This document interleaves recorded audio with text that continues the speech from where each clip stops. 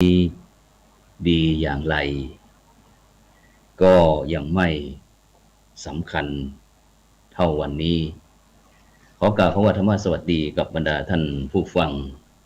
และท่านผู้ชมทุกท่านที่กำลังติดตามรายการอยู่บ้านสร้างบุญตลอดพรรษาออนไลน์ไลฟ์สดทางช่องทำเป็นทีมแล้วก็สถานีวิทยุเครือข่ายคลื่นสีขาวคลื่น 104.50 เมกะเฮิรตซ์ซึ่งตั้งอยู่ที่วัดฝายหินตำบลสุเทพอำเภอเมืองจังหวัดเชียงใหม่ซึ่งในเช้าวันนี้ก็เป็นเช้าวันจันทร์ที่23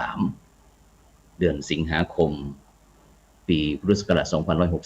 2564ก้าวกระผมอัตมาภาพพระครูโสพลปริยัติก็ได้นำรายการอยู่บ้านสร้างบุญตลอดพรรษาออนไลน์มาพบกับบรรดาท่านผู้ฟังแล้วก็ท่านผู้ชมเป็นประจำทุกเช้าวันพระเวลาตั้งแต่ 9:00 น.เป็นต้นไปจนถึงเวลา 11:00 น.ซึ่งบรรดาท่านผู้ฟังท่านผู้ชมก็สามารถที่จะให้กำลังใจโดยการกดติดตามกดไลค์กดแชร์เพื่อเป็นธรรมทานยิ่งแชร์ยิ่งได้บุญหรือว่าจะร่วมบริจาคเป็นสาธารณกุศลชื่อบัญชีก็ออมบุญออมธรรมวันละบาททางธนาคารไทยพาณิชย์เลขที่บัญชีนั้นก็145244700-8ชื่อบัญชีนั้นก็พระไทยธรรมกิจแล้วก็พระมหาชาญชัยพรหมประดิษฐ์และพระอาจารย์จตุรงค์ชูศรีซึ่งในเช้าวันนี้ก็เป็นบรรยากาศที่สดชื่นเป็นอย่างยิ่งเพราะว่าที่จังหวัดเชียงใหม่ของเราก็ได้เกิดฝนตก 2-3 วันติดต่อกันก็ทำให้บรรยากาศอบอ้าวร้อนบ้างเย็นบ้างซึ่งหลังจากที่ฝนตกก็เย็นขึ้นฉะนั้นอากาศยิ่งร้อนฝนก็ยิ่งจะตกฉะนั้นยิ่งพวกเรายิ่งทุกข์ก็ยิ่งจะพบสุขเพราะฉะนั้นในเช้าวันนี้อาตมาภาพพระครูโสพลปริยัติก็ขอนำท่านผู้ฟังท่านผู้ชมมาร่วมปฏิบัติศาสนกิจทางพระพุทธศาสนาที่วัดพระสิงห์วรมหาวิหารซึ่งก็จะมีการไหว้พระสมาทานศีลฟังพระธรรมเทศนาถวายพระทหารเพลแล้วก็เจริญจิตตภาวนาเพราะซึ่งตอนเช้าวันนี้หลายท่านหลายคนก็จะได้ไปที่วัดไปทำบุญที่วัดตั้งแต่เช้าหลายท่านหลายคนก็อาจจะไม่ได้ไปเพราะว่าบางวัดนั้นก็เป็นเขตพื้นที่สีแดงก็ทางวัดก็ต้องให้ความร่วมมือกับทางส่วนราชการเพราะว่าในสถานการณ์ในปัจจุบันนี้ก็ยังไม่มีท่าทีว่าจะทุเลาเบาบางแต่ก็เป็นสถานการณ์ปัจจุบันของเรานี่ก็ปัจจุบันนี้ภาพรวมของประเทศไทยของเราก็ประมาณเกือบ 20,000 ขึ้น 20,000 ลงสักนิดๆหน่อยๆซึ่งถ้าได้ตรวจจริงๆก็อาจจะเยอะกว่านี้อาจจะเยอะกว่านี้แต่ก็ไม่เป็นไรเพราะว่าตรงนี้ก็เป็นเรื่องธรรมชาติเป็นเรื่องธรรมดาถ้าถามว่าโลกเรามนุษย์เราเนี่ยอยากจะให้มีเชื้อโรคไหมทุกคนก็ตอบว่าไม่อยากจะให้มีแล้วถามต่อไปว่าโลกนี้อยากจะให้มีมนุษย์ไหมทุกคนก็บอกว่าอยากให้มีฉะนั้นถ้าพูดถึงธรรมชาติมนุษย์ก็ธรรมชาติเชื้อโรคก็เป็นธรรมชาติฉะนั้นระหว่างธรรมชาติจะต้องอยู่ร่วมกันอย่างลงตัวอย่างลงตัวจะต้องถ้อยทีถ้อยอาศัยกันฉะนั้นมนุษย์ไม่มีวันหมดโลกเชื้อโรคก็ไม่มีวันหมดโลกเพราะฉะนั้นบรรดาท่านผู้ฟังทั้งหลายมนุษย์หรือว่าคนเราเนี่ยจำเป็นที่จะต้องมีการปรับเตรียมทุกสิ่งทุกอย่างที่ จะเข้ามากระทบต่อการดำเนินชีวิตของเราไม่ว่าจะเดี๋ยวหนาวเดี๋ยวร้อนเดี๋ยวเย็นเดี๋ยวอุ่นเดี๋ยวฝนตกเดี๋ยวก็แดดออกเดี๋ยวก็มืดเดี๋ยวก็สว่างเดี๋ยวก็ดีใจเดี๋ยวก็เสียใจเดี๋ยวก็สุขใจเดี๋ยวก็ทุกข์ใจอีกแหละฉะนั้นช่วงสิ่งเหล่านี้มันเป็นเรื่องสิ่งที่ธรรมชาติฉะนั้นมนุษย์ในยุคใหม่โดยเฉพาะมนุษย์ที่ถือว่าเป็นซุปเปอร์มนุษย์จะต้องมีสติปัญญาที่มีความพร้อมจะต้องมีสติปัญญาที่มีความพร้อมในการที่จะรับทุกสถานการณ์ทุกสถานการณ์ถ้ามนุษย์คนไหนไม่เตรียมตัวให้พร้อมไม่ซ้อมให้ดีถึงจะซ้อมถือว่าตัวเองซ้อมมาดีแล้วแต่เมื่อเจอปัญหาอย่างกรณียกตัวอย่างเอาไปใกล้ตัวเราในปัจจุบันก็เรื่องโควิด-19 เนี่ย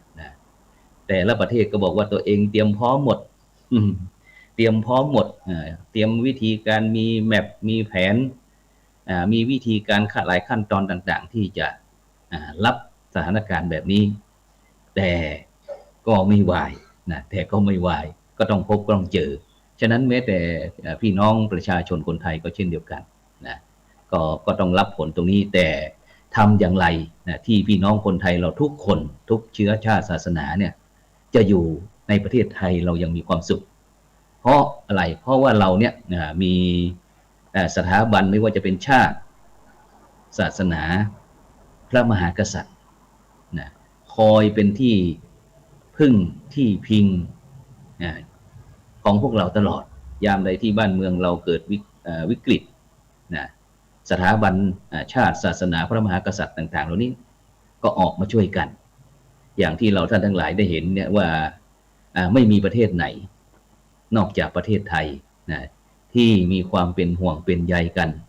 แม้กระทั่งเจ้าฟ้ามหากษัตริย์เจ้าฟ้าเจ้าแผ่นดินก็ต้องลงมาปรุงอาหารเตรียมข้าวปลาอาหารเพื่อที่จะนำไปแจกแก่พระสงฆ์นิกรชาวไทยพระสงฆ์นิกรของพระองค์ท่านแม้แต่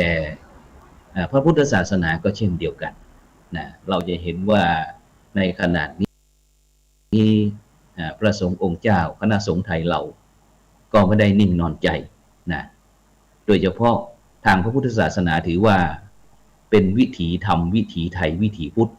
วิถีพี่น้องชาวพุทธของเราฉะนั้นในสถานการณ์โควิดเนี่ยชาวพุทธของเราก็จะได้พิสูจน์เหมือนกันว่าพระพุทธศาสนานี่เป็นของจริงหรือไม่ที่พูดกันบอกว่าได้ผ่านร้อนผ่านหนาวมาตั้ง 2,000 กว่าปีแต่ในปัจจุบันเนี่ยฉะนั้นชาวพุทธของเราจะต้องแสดงออกโดยเฉพาะเรื่องสติความไม่ประมาทความไม่ประมาทแม้แต่องค์พระสัมมาสัมพุทธเจ้า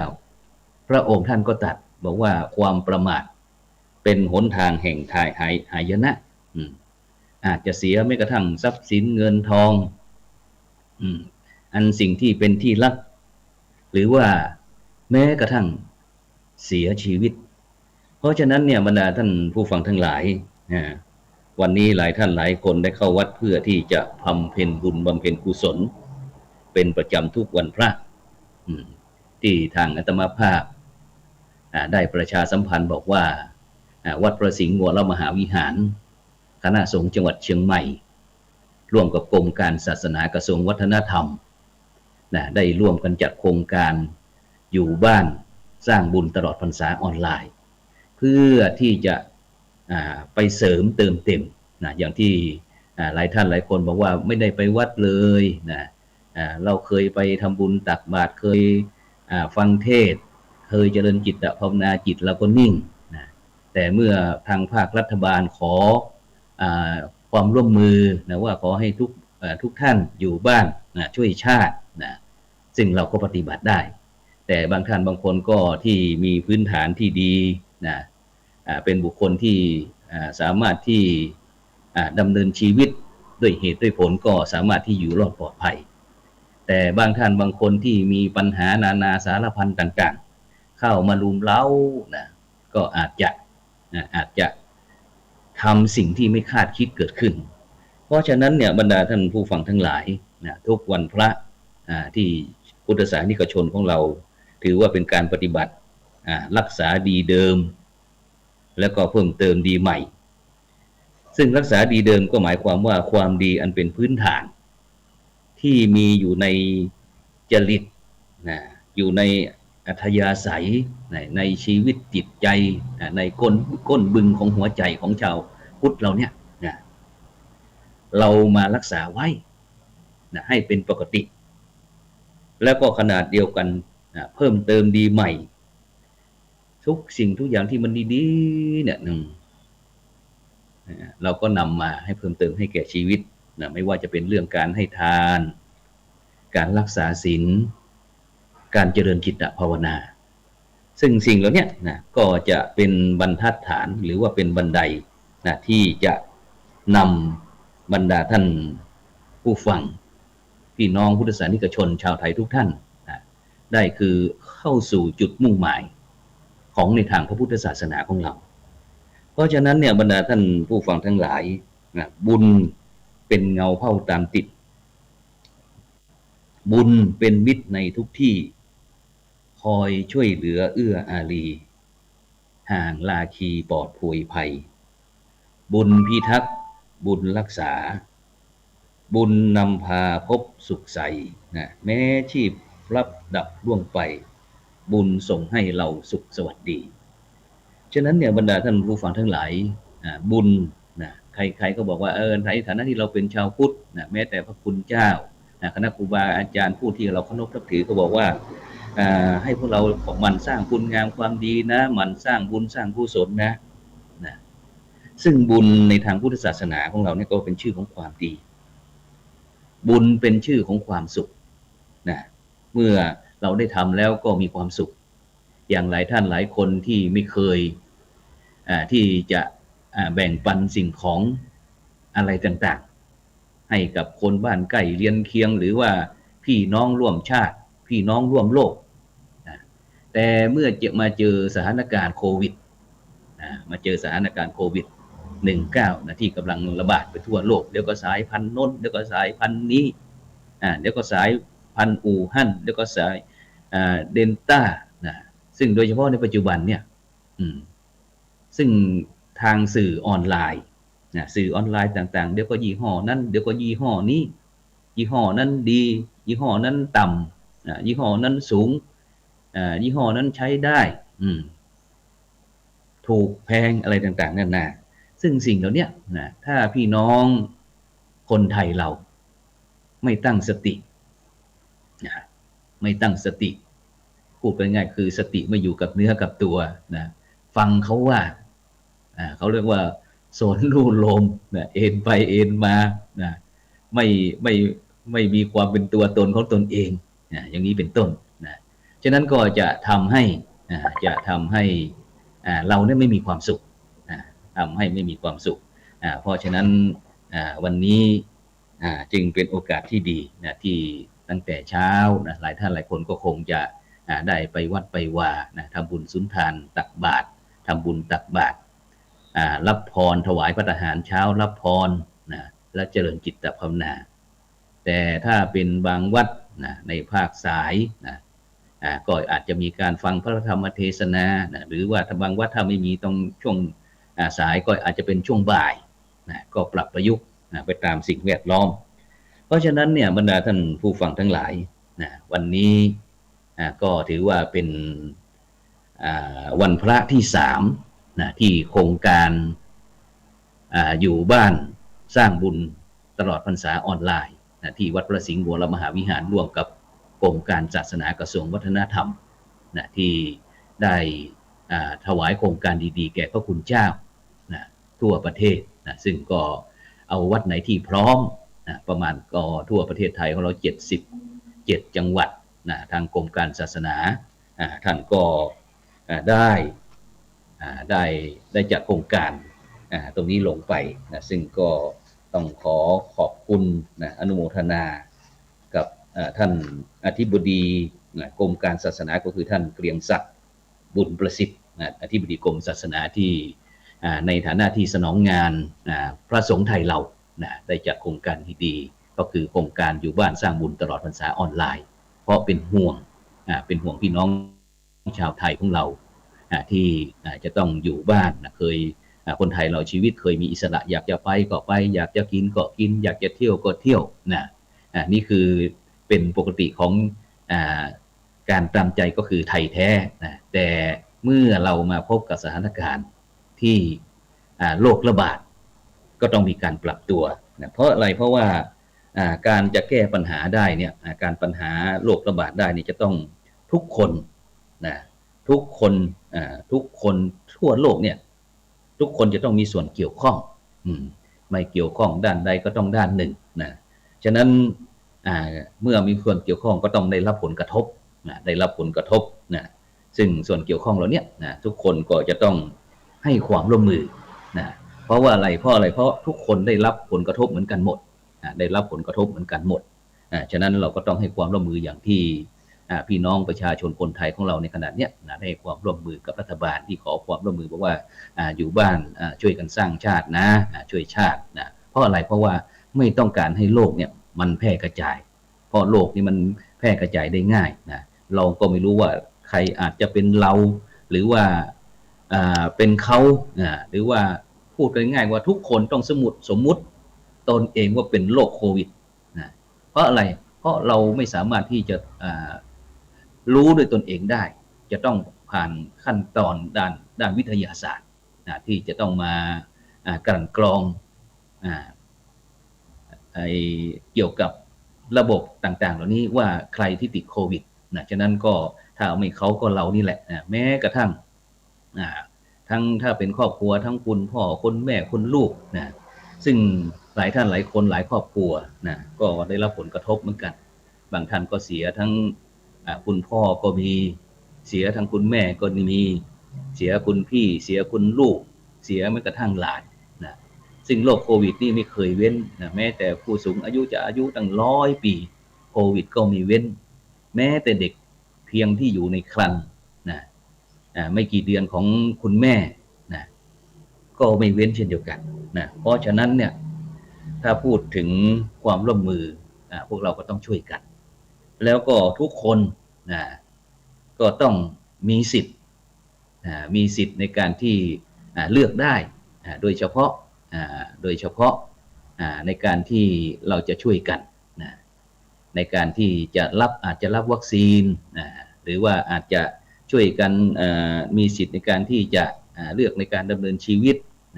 แต่การดำเนินชีวิตของพวกเราก็ต้องไม่ไปกระทบกับระบบของส่วนรวมหรือว่าส่วนใหญ่โดยเฉพาะผู้ที่ได้รับผลกระทบนั้นแน่นอนละในอนาคตก็จะต้องมีการเยียวยาช่วยเหลือเพราะว่ามันก็ไม่ใช่ความผิดของใครรัฐบาลก็ไม่อยากให้เกิดประชาชนก็ไม่อยากให้เกิดแต่ในฐานะที่รัฐบาลเข้ามารับผิดชอบก็ต้องรับทั้งผิดแล้วก็รับทั้งชอบรับทั้งผิดยังไงก็คือการเยียวยาหลังจากที่สถานการณ์ปกติก็ต้องมาช่วยกันเพราะว่าการสูญเสียใครไม่อยากให้จะสูญเสียฉะนั้นพวกเราได้ฟังรายการอยู่บ้านสร้างบุญตลอดพรรษาออนไลน์ไลฟ์สดจากวัดพระสิงห์วรมหาวิหารซึ่งดำเนินรายการโดยอาตมาภาพพระครูโสพลปริยัติผู้ช่วยเจ้าอาวาสวัดพระสิงห์วรมหาวิหารคณะกรรมการโครงการหมู่บ้านรักษาศีล5คนเหนือเลขานุการรองเจ้าคณะจังหวัดเชียงใหม่ก็ได้นำรายการไลฟ์สดทาง Facebook ช่องธรรมะเป็นทีมซึ่งบรรดาท่านผู้ฟังท่านผู้ชมก็สามารถที่จะเข้ามาร่วมรับชมได้เพราะว่าวันนี้ปัจจุบันนี้มันเป็นในการที่ทำบุญทิพย์ซึ่งเรานึกถึงหลายวัดซึ่งในขณะนี้ก็ต้องช่วยกันหาทางออกให้กับพุทธศาสนิกชนของเราการที่เรามีวิถีชีวิตตั้งแต่การเกิดจนถึงจนสุดท้ายของชีวิตเราก็ชาวพุทธของเราก็จะมีความเกี่ยวข้องกับวัด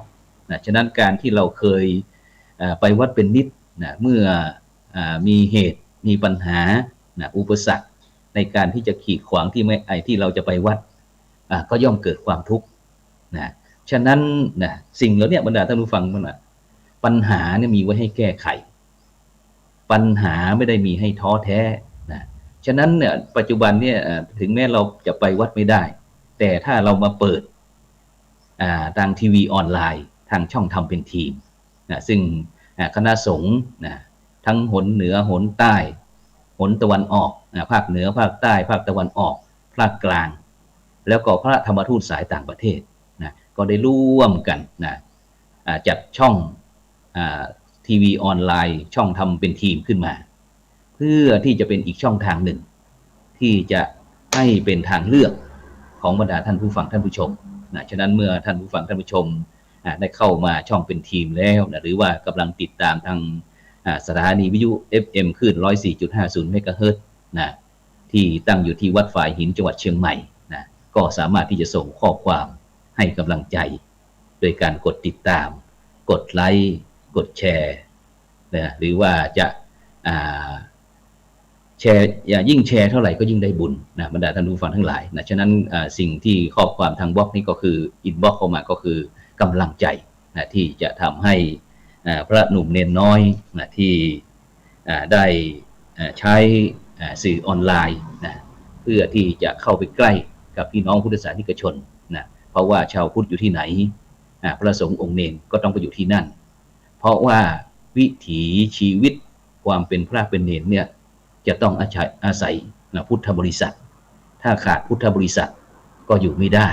นะฉะนั้นไม่ว่าจะเป็นบ้านวัดราชการโรงเรียนนะคือหลักบวรตามพระพุทธศาสนาของเราเนี่ยนะก็จะต้องเข้ามาร่วมด้วยช่วยกัน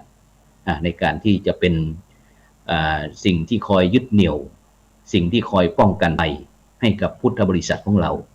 ในสถานการณ์ต่างๆนะฉะนั้นวันนี้ก็เช่นเดียวกันนะที่วัดพระสิงห์วรมหาวิหารเวลาประมาณ9 โมงครึ่งนะก็จะมีการสมาทานศีลนะแต่ตั้งแต่9 โมงนั้นก็ทางอุบาสกอุบาสิกานะวัดพระสิงห์วรมหาวิหารนั้นก็มีการทำวัดเช้าทำวัดเช้าวันนี้ก็เป็นวันขึ้น15 ค่ำเดือน11นะเดือน11เหนือนะเดือน9ใต้นะเดือน9นะเดือน11เหนือนะฉะนั้นก็เข้าพรรษามาก็ครบวันนี้ก็1 เดือนนะ1 เดือนเต็มๆนะซึ่งสังเกตง่ายๆนะพอเห็นพระคุณเจ้าปรงผมโปรงคิ้วโปรงหนวดโปรงอะไรตัดเล็บอะไรต่างๆแล้วนั่นแหละครบ1 เดือนนะซึ่งทุก15 วันนะก็จะมีการลงฟังพระปฏิโมกข์นะพระปฏิโมกข์ก็เป็น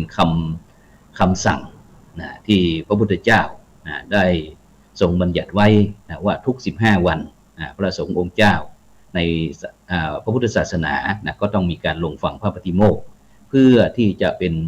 สังฆสามัคคีนะเวลาสุขก็สุขด้วยกันเวลาทุกข์ก็ทุกข์ด้วยกันนะมีอะไรก็ต้องมีเหตุมีผลเช่นนี้เป็นต้นฉะนั้นบรรดาท่านผู้ฟังทั้งหลายที่ในขณะนี้ท่านทั้งหลายก็กำลังติดตามการไลฟ์สดทาง Facebook ตอนนี้หลวงพ่อขึ้นธรรมะแล้วนะครับทำเป็นทีมนะที่วันนี้จะเทศนาครับซึ่งตอนนี้ทางเจ้าหน้าที่นะครับฝ่ายประสานงานทางที่พระวิหารหลวงนะครับก็กำลังแจ้งเข้ามานะครับฉะนั้นเราก็จะตัดภาพนะครับไปที่พระวิหารหลวงนะครับซึ่งวันนี้นั้นก็ได้รับความเมตตานะครับจากพระเดชพระคุณหลวงพ่อพระเทพสิงหวราจารย์นะครับด็อกเตอร์นะครับรองเจ้าคณะจังหวัดเชียงใหม่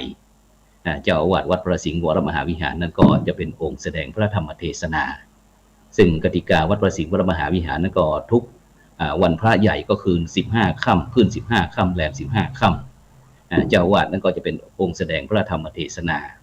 ส่วนขึ้น8 ค่ำแรม8 ค่ำนั้นก็จะมอบหมายให้ผู้ช่วยเจ้าอาวาสวัดพระสิงห์วรมหาวิหารทุกรูปได้รู้เป็นองค์แสดงพระธรรมเทศนาซึ่งวัดพระสิงห์วรมหาวิหารของเรานั้นก็ร่วมกับกรมการศาสนากระทรวงวัฒนธรรมก็ได้จัดโครงการสร้างบุญอยู่บ้านสร้างบุญตลอดพรรษาออนไลน์ไลฟ์สดทาง Facebook นะครับฉะนั้นก็บรรดาท่านผู้ฟังท่านผู้ชมก็ร่วมได้ใน11จนถึงวันออกพรรษาจนถึงออกพรรษาด้วยกันฉะนั้นในช่วงนี้เราก็จะกลับไปที่พระวิหารหลวงฉะนั้นก็ขอเจริญพรกับบรรดาท่านผู้ฟังท่านผู้ชมทำจิตใจให้เป็นบุญเป็นกุศลแล้วก็ น้อมร่วมสมาทานศีลพร้อมกันต่อไปจะได้สดับพระธรรมเทศนาซึ่งในวันนี้จะได้โปรดเมตตาแสดงโดยพระเดชพระคุณพระเจ้าคุณประทีปสิงหาวราจารย์ด็อกเตอร์รองเจ้าคณะจังหวัดเชียงใหม่เจ้าอาวาสวัดพระสิงห์วรมหาวิหารขอเชิญชวนศรัทธาสาธุชนณที่นั่งอยู่ในพระวิหารหลวงวัดพระสิงห์วรมหาวิหารและรับฟังรับชมอยู่ทางบ้าน ได้สดับพระธรรมเทศนาณโอกาสต่อนนี้ไปครับมะยังพันเตวิสุงรักขณทายาติสรณเนนะสหปัญจศีรานิยาจามาทุติยัมปิมายังพันเตวิสุงรักขณทายาติสรณเนนะสหปัญจศีรานิยาจามาตติยัมปิมายังพันเตวิสุงรักขณทายาติสรณเนนะสหปัญจศีรานิยาจามานะโมตัสสะภะคะวะโตอะระหะโตสัมมาสัมพุทธัสสะนะโมตัสสะภะคะวะโตอะระหะโตสัมมาสัมพุทธัสสะนะโมตัสสะภะคะวะโตอะระหะโตสัมมาสัมพุทธัสสะนะโมตัสสะภะคะวะโตอะระหะโตสัมมาสัมพุทธัสสะนะโมตัสสะภะคะวะโตอะระหะโตสัมมาสัมพุทธัสสะนะโมตัสสะภะคะวะโตอะระหะโตสัมมาสัมพุทธัสสะพุทธังสรณังคัจฉามิพุทธังสรณังคัจฉามิธัมมังสรณังคัจฉามิธัมมังสรณังคัจฉามิสังฆังสรณังคัจฉามิสังฆังสรณังคัจฉามิทุติยัมปิพุทธังสรณังคัจฉามิทุติยัมปิพุทธังสรณังคัจฉามิทุติยัมปิธัมมังสรณังคัจฉามิทุติยัมปิธัมมังสรณังคัจฉามิทุติยัมปิสังฆังสรณังคัจฉามิทุติยัมปิสังฆังสรณังคัจฉามิตติยัมปิพุทธังสรณังคัจฉามิตติยัมปิพุทธังสรณังคัจฉามิตติยัมปิธัมมังสรณังคัจฉามิตติยัมปิธัมมังสรณังคัจฉามิตติยัมปิสังฆังสรณังคัจฉามิตติยัมปิสังฆังสรณังคัจฉามิปานาติปาตาเวระมณีสิกขาปะทังสมาธิยามิปานาติปาตาเวระมณีสิกขาปะทังสมาธิยามิอทินนาทานาเวระมณีส สิกขาปะทังสมาธิยามิอาทินนาทานาเวระมณีสิกขาปะทังสมาธิยามิกาเมสุมิจฉาจาราเวระมณีสิกขาปะทังสมาธิยามิกาเมสุมิจฉาจาราเวระมณีสิกขาปะทังสมาธิยามิมุสาวาทาเวระมณีสิกขาปะทังสมาธิยามิมุสาวาทาเวระมณีสิกขาปะทังสมาธิยามิสุราเมรยะมัชฌะปมาทฐานาเวระมณีสิกขาปะทังสมาธิยามิสุราเมรยะมัชฌะปมาทฐานาเวระมณีสิกขาปะทังสมาธิยามิอิมานิปัญจสิกขาปทานิสีเลนะสุขติงยันติสีเลนะโภคสัมปทาสีเลนะนิพุติงยันติตัสมาสีลังวิโสทะเยสาธุสัมมาจโรกาธิปติสหัมปติกัลอัญชลีอันทิวรังยาจทาสันติทะสัตตาปรชกชาติกาเทเสตุธัมมังอนุกัมปิมังปัจฉังนะโมตัสสะภะคะวะโตอะระหะโตสัมมาสัมพุทธัสสะนะโมตัสสะภะคะวะโตอะระหะโตสัมมาสัมพุทธัสสะนะโมตัสสะภะคะวะโตอะระหะโตสัมมาสัมพุทธัสสะสีลังโลเกอนุตตรันติณโอกาสบัดนี้อาตมาภาพจะได้แสดงพระธรรมเทศนาพรรณนาศาสนธรรมคำสอนขององค์สมเด็จพระสัมมาสัมพุทธเจ้าเพื่อเป็นเครื่องประดับสติปัญญาเพิ่มพูนกุศลสัมมาปฏิบัติแต่ท่านสาธุชนพุทธบริษัททุกท่านที่ได้มาประชุมพร้อมกันณมณฑลพระวิหารนี้วันนี้เป็นวันปนรสีดิถีที่15ค่ำแห่งสุกรปักษ์เป็นวันขึ้น15ค่ำญาติโยมอุบาสกบาสิกาท่านสาธุชนผู้สนใจไปธรรม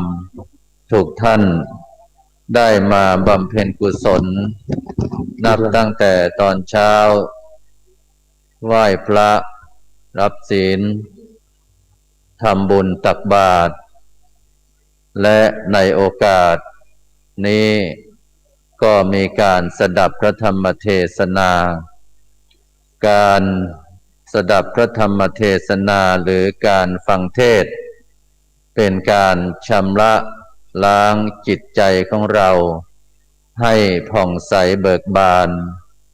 ซึ่งจิตของคนเรานั้นเริ่มตั้งแต่เกิดมาตั้งแต่เรายังเป็นทารกเป็นเด็กตัวเล็กๆขณะที่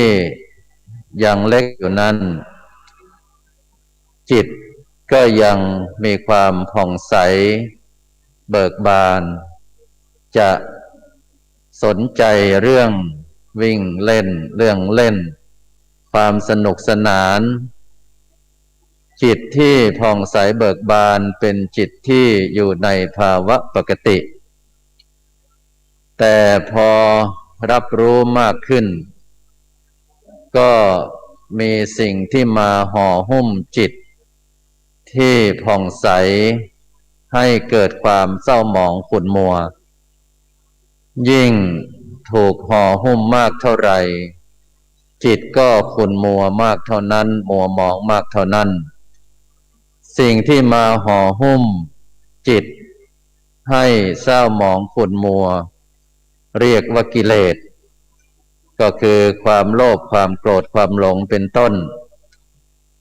เราถูกความโลภความโกรธความหลงเข้าห่อหุ้มจิตใจก็ทำให้จิตใจของเราเศร้าหมองขุ่นมัวถ้าเราไม่ชำระล้างความเศร้าหมองขุ่นมัวที่ห่อหุ้มนั้นออกไปจิตก็จะอยู่ภายใต้อำนาจของความโลภความโกรธความหลงเพราะนั้นการได้ฟังธรรมการได้พิจารณาธรรม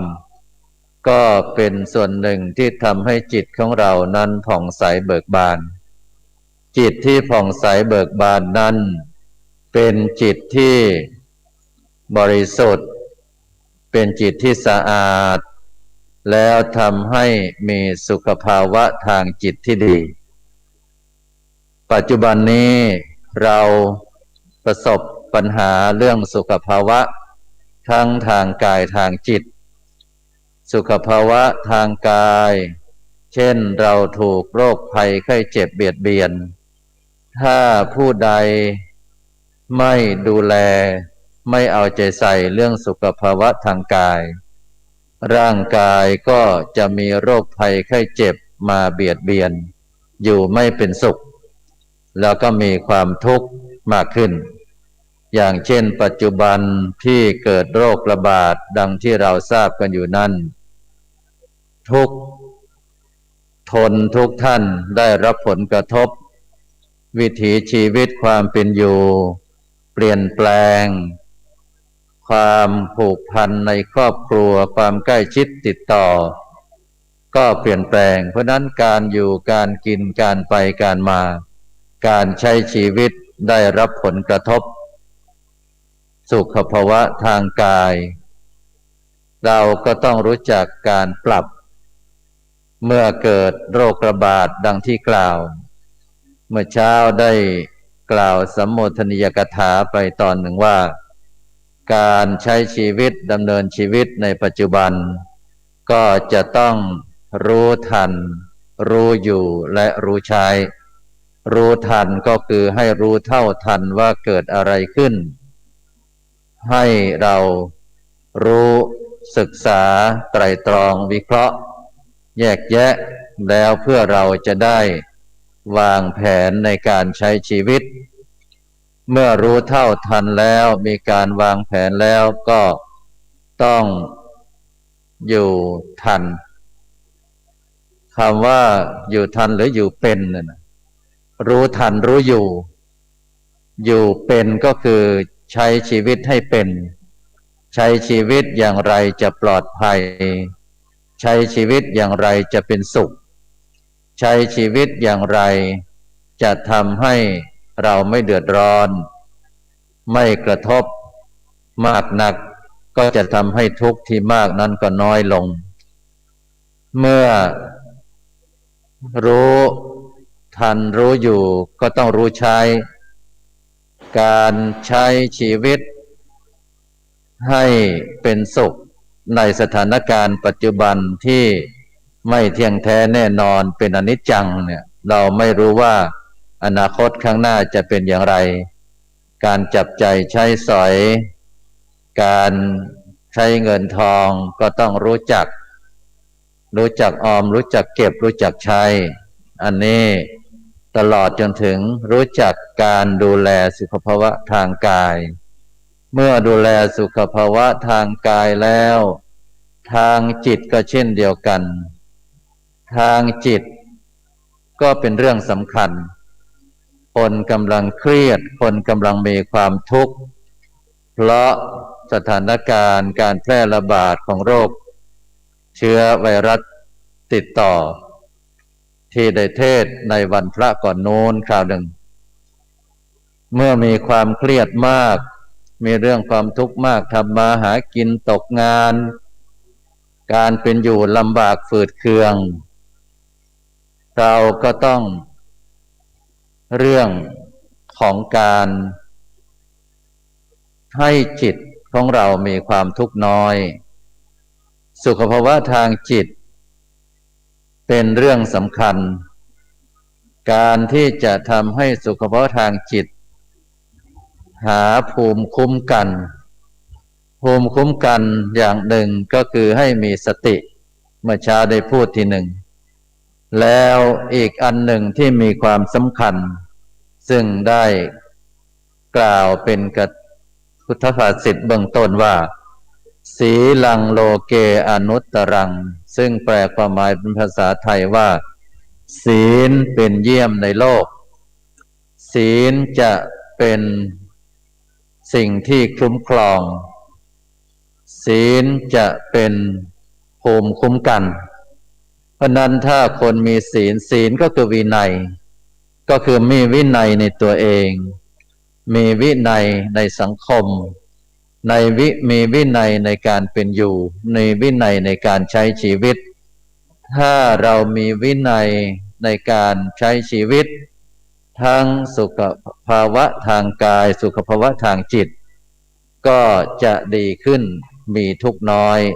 เพราะนั้นศีลนั้นเป็นเครื่องที่จะปกป้องคุ้มครองเป็นสิ่งที่จะเปรียบ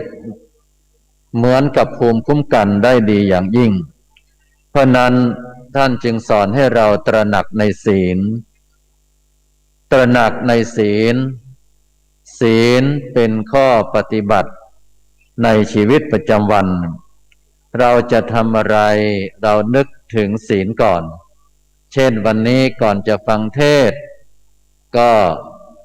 มีการสมาทานศีลก่อนจะทำวัดสวดมนต์ทำบุญตักบาตรสมาทานศีลก่อนจะประกอบศาสนพิธีใดๆก็จะมีการรับศีลเพราะให้เราตระหนักรู้ว่าศีลเป็นสิ่งสำคัญที่จะชำระจิตให้ผ่องใสเบิกบานให้จิตของเราพร้อมที่จะรองรับคุณงามความดีให้จิตของเรามีความพร้อมที่จะรับเอาสิ่งที่เป็นสิริมงคลญาติโยมท่านสาธุชนทั้งหลายศีลนั้นให้เราตระหนักในการให้เรียบร้อยดีงามไม่สร้างความเดือดร้อนให้กับผู้อื่นศีลเป็นที่พักหมายถึงในขณะใดคราวใดที่เรามีความวุ่นวายมีความสับสนแต่ถ้าเราใช้ศีลมาประพฤติปฏิบัติเป็นที่ยึดเหนี่ยวเป็นที่พักเราจะเห็นได้ว่าบางคนนั้นบางทีใช้ชีวิตบางคนมีปัญหาชีวิต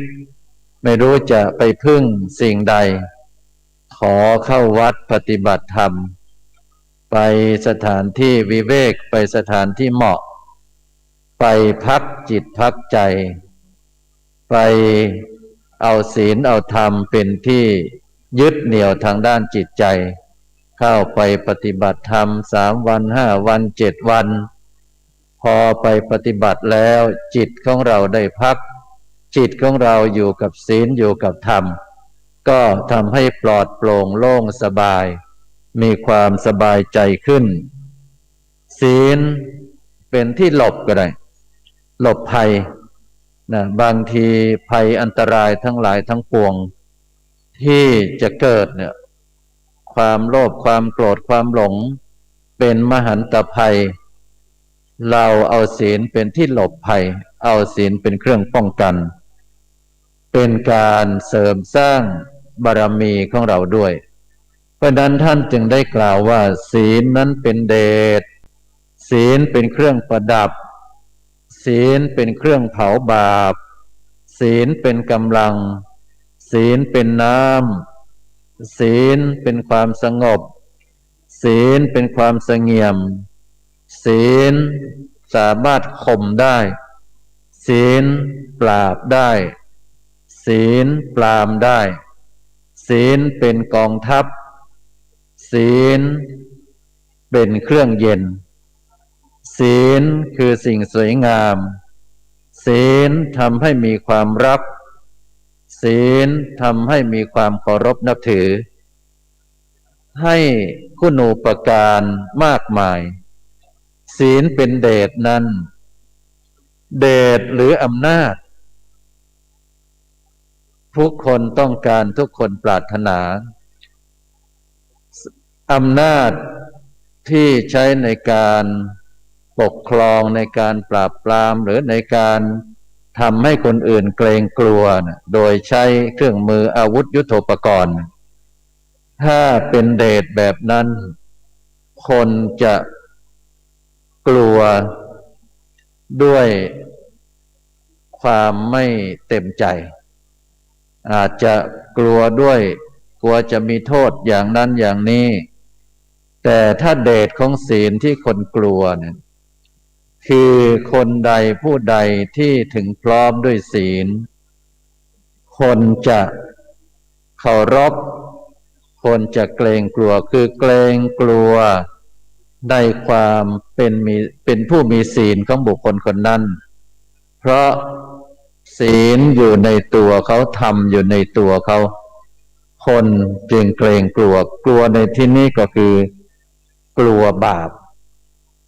กลัวบาปคนจะทำร้ายก็กลัวบาปคนจะประทุษร้ายก็กลัวบาปคนกลัวในอำนาจของศีลผู้มีศีลอยู่ที่ใดไปที่ใดคนจะเคารพนอบน้อมยกตัวอย่างเช่นครูบาเจ้าศรีวิชัยที่ได้รับยกย่องว่าเป็นครูบาศีลธรรมครูบาเจ้าศรีวิชัยนั้นมุ่งเอาศีลเป็นข้อวัดปฏิบัติคนกลัวในอำนาจศีลของครูบาศรีวิชัยไม่กล้าล่วงเกินหรือพุทธเจ้าพระเจ้าหรือพระอริยสงฆ์พระอรหันตสาวกทั้งหลาย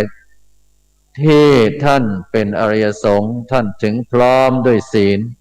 หรือบุคคลใดไม่ว่าจะเป็นพระเป็นโยมก็ตามถ้าเป็นผู้มีศีลเนี่ยคนจะกลัวในอำนาจในบารมีที่เขาเป็นผู้พลั่งพร้อมด้วยข้อปฏิบัติคือศีลเป็นที่ยำเกรงของบุคคลอื่นอันนี้เรียกว่าศีลนั้นเป็นเดชทำให้คนกลัวเพราะนั้นการที่เราไม่กล้าล่วงเกินเรากลัวบาปเรากลัวในสิ่งที่เป็นอกุศลก็เพราะศีลเป็นเดชศีลมีอำนาจบุคคลใดถ้ามีศีลอยู่ในตัวเนี่ยไม่กล้าก้าวล่วงสิ่งที่เป็นบาปเป็นอกุศลอันนี้แสดงว่าศีลนั้นมีอำนาจมากในจิตของเราถ้าบุคคลใดมีศีลบุคคลนั้นจะมีอำนาจมีเดชในตัวเองไม่กล้าทำบาปไม่กล้าทำสิ่งที่ไม่ดีงามถ้าบุคคลที่ไม่มีศีลนั้นสามารถที่จะก้าวล่วงทำบาปทำอกุศลได้เพราะฉะนั้นข้อนี้จึงเรียกว่าศีลเป็นเดชบุคคลใดท่านใดโยมท่านใดมีศีลอยู่ในจิตแล้วมีศีลอยู่ในใจมีศีลเป็นข้อปฏิบัติโยมจะมีเดชมีอำนาจในตัวเองสามารถระงับยับยั้งความโลภความโกรธความหลงได้ศีลเป็นเครื่องประดับแต่งที่เรามาใช้แต่งตัวจะเป็นแก้วแหวนเงินทองเป็นนาฬิกาเป็นเสื้อเป็นผ้าอะไรก็ตามที่เป็นเครื่องประดับ ที่เราว่าเป็นของสวยของงามเรามาประดับตกแต่งให้สวยให้งามเครื่องประดับเหล่านั้นเป็นเครื่องประดับภายนอกประดับเราจะไปที่ไหนจะต้องเอามาสวมมาใส่มาตกมาแต่งแล้วมีการเปลี่ยนด้วยวันนี้ต้องใส่แบบนั้นวันนั้นต้องใส่แบบนั้นบางคนบางท่านก็ยังใส่ประจำวันการที่ใช้เครื่องประดับภายนอกนั้นเครื่องประดับภายนอกเป็นของไม่เที่ยงแท้แน่นอนในยุคนี้สมัยนี้นิยมอย่างนั้นแต่พออีกยุคหนึ่งราคาก็ตกไปละราคาที่เคยแพงเรี่ยวกลับลดลงหมดรุ่นหมดยี่ห้อคนไม่ใช้แต่ถ้ามีศีลเป็นเครื่องประดับแล้วเนี่ยจะงดงามตลอดชีวิตงดงามตลอดชีวิตเบื้องต้นท่ามกลางเบื้องปลายถ้าเราเป็นคนมีศีลเนี่ยคนนั้นจะมีกิริยาวาจาเรียบร้อยงดงามเป็นคนสำรวมเป็นคนระวังจะพูดจะคุยก็เป็นคนระมัดระวังคำพูดคำจาจะนั่งจะอยู่จะก้าวจะเดินก็เป็นคนเรียบร้อยงดงามอันนี้เป็นลักษณะของคนมีศีลศีลเป็นเครื่องประดับโดยที่เราไม่ต้องเอาเครื่องประดับใดๆมาประดับบุคคลมีศีลจะเป็นบุคคลที่งดงามคืองามทั้งภายในภายนอกคนที่มีศีลอันนี้ศีลเป็นเครื่องประดับศีลเป็นเครื่องเผาบาปอกุศลที่เผาตัวเราเนี่ยที่อยู่ในตัวเราทำให้จิตใจขุ่นมัวทำให้จิตใจเศร้าหมองทำให้จิตใจเป็นทุกข์วิตกกังวลดังที่กล่าวเนี่ยเป็นบาปเป็นอกุศลการอาฆาตมาตร้ายการพยาบาทจองเวรการอิจฉาริษยาอันนี้เป็นเรื่องของบาปเป็นเรื่องของอกุศลเพราะนั้นสิ่งเหล่านี้จะหมดไปได้ก็ต้องอาศัยศีลนี่แหละเอาศีลเป็นเครื่องเผาบาปเผาอกุศลเผาความชั่วทั้งหลายให้มอดให้ไหม้ให้หมดไปให้จิตของเราสว่างไสวอันนี้ศีลเป็นเครื่องเผาบาปกำจัดบาปกำจัดอกุศลศีลเป็นกำลัง ศีลเป็นกำลังเนี่ยบุคคลที่มีศีลนั้นจะทำสิ่งใดคิดสิ่งใดทำสิ่งใดเนี่ยจะมีผู้สนับสนุนทั้งกำลังกายกำลังทรัพย์กำลังสติปัญญาสามารถทำได้เป็นกำลังมหาศาลขอยกตัวอย่างอีกครั้งหนึ่งเช่นครูบาเจ้าศรีวิชัยเนี่ยครูบาเจ้าศรีวิชัยสร้างทางขึ้นดอยสุเทพให้คนเพื่อจะไปกราบไปไหว้นมัสการพระบรมธาตุดอยสุเทพครูบาศรีวิชัยไม่มีทรัพย์สินเงินทองนะท่านไม่มีทรัพย์สินเงินทองที่จะสร้างทางขึ้นดอยสุเทพถ้าเป็นปัจจุบันต้องใช้งบใช้เงินมหาศาลแต่ครูบาศรีวิชัยได้ศีลเป็นกำลังเพราะศีลทำให้ครูบาเจ้าศรีวิชัยนั้นเป็นผู้นำในการสร้างทางขึ้นบนวัดพระธาตุดอยสุเทพทั้งกำลังกายกำลังทรัพย์กำลังสติปัญญาผู้คนทั้งหลายทราบข่าวด้วยความเคารพในครูบาเจ้าศรีวิชัยซึ่งได้รับยกย่องเป็นครูบาศีลธรรมเป็นพระผู้มีศีลด้วยกำลังแห่งศีลนี่เองทั้งข้าวปลาอาหารทั้งแรงคนแรงงานทั้งอุปกรณ์เครื่องไม้เครื่องมือทั้งผู้หลักผู้ใหญ่ประชาชนคนทั่วไปทั้งชาวบ้านชาวเรือนชาวชนเผ่าหลั่งไหลไปช่วยกันแบ่งกันขอกันคนละเมตร2 เมตรแย่งกันทำอยากจะได้บุญเพราะครูบาเจ้าศรีวิชัยเนี่ยมีศีลเป็นกำลังเพราะนั้นบุคคลใดที่ถึงพร้อมด้วยศีลเนี่ย เวลาจะทำสิ่งใดก็ตามก็มีคน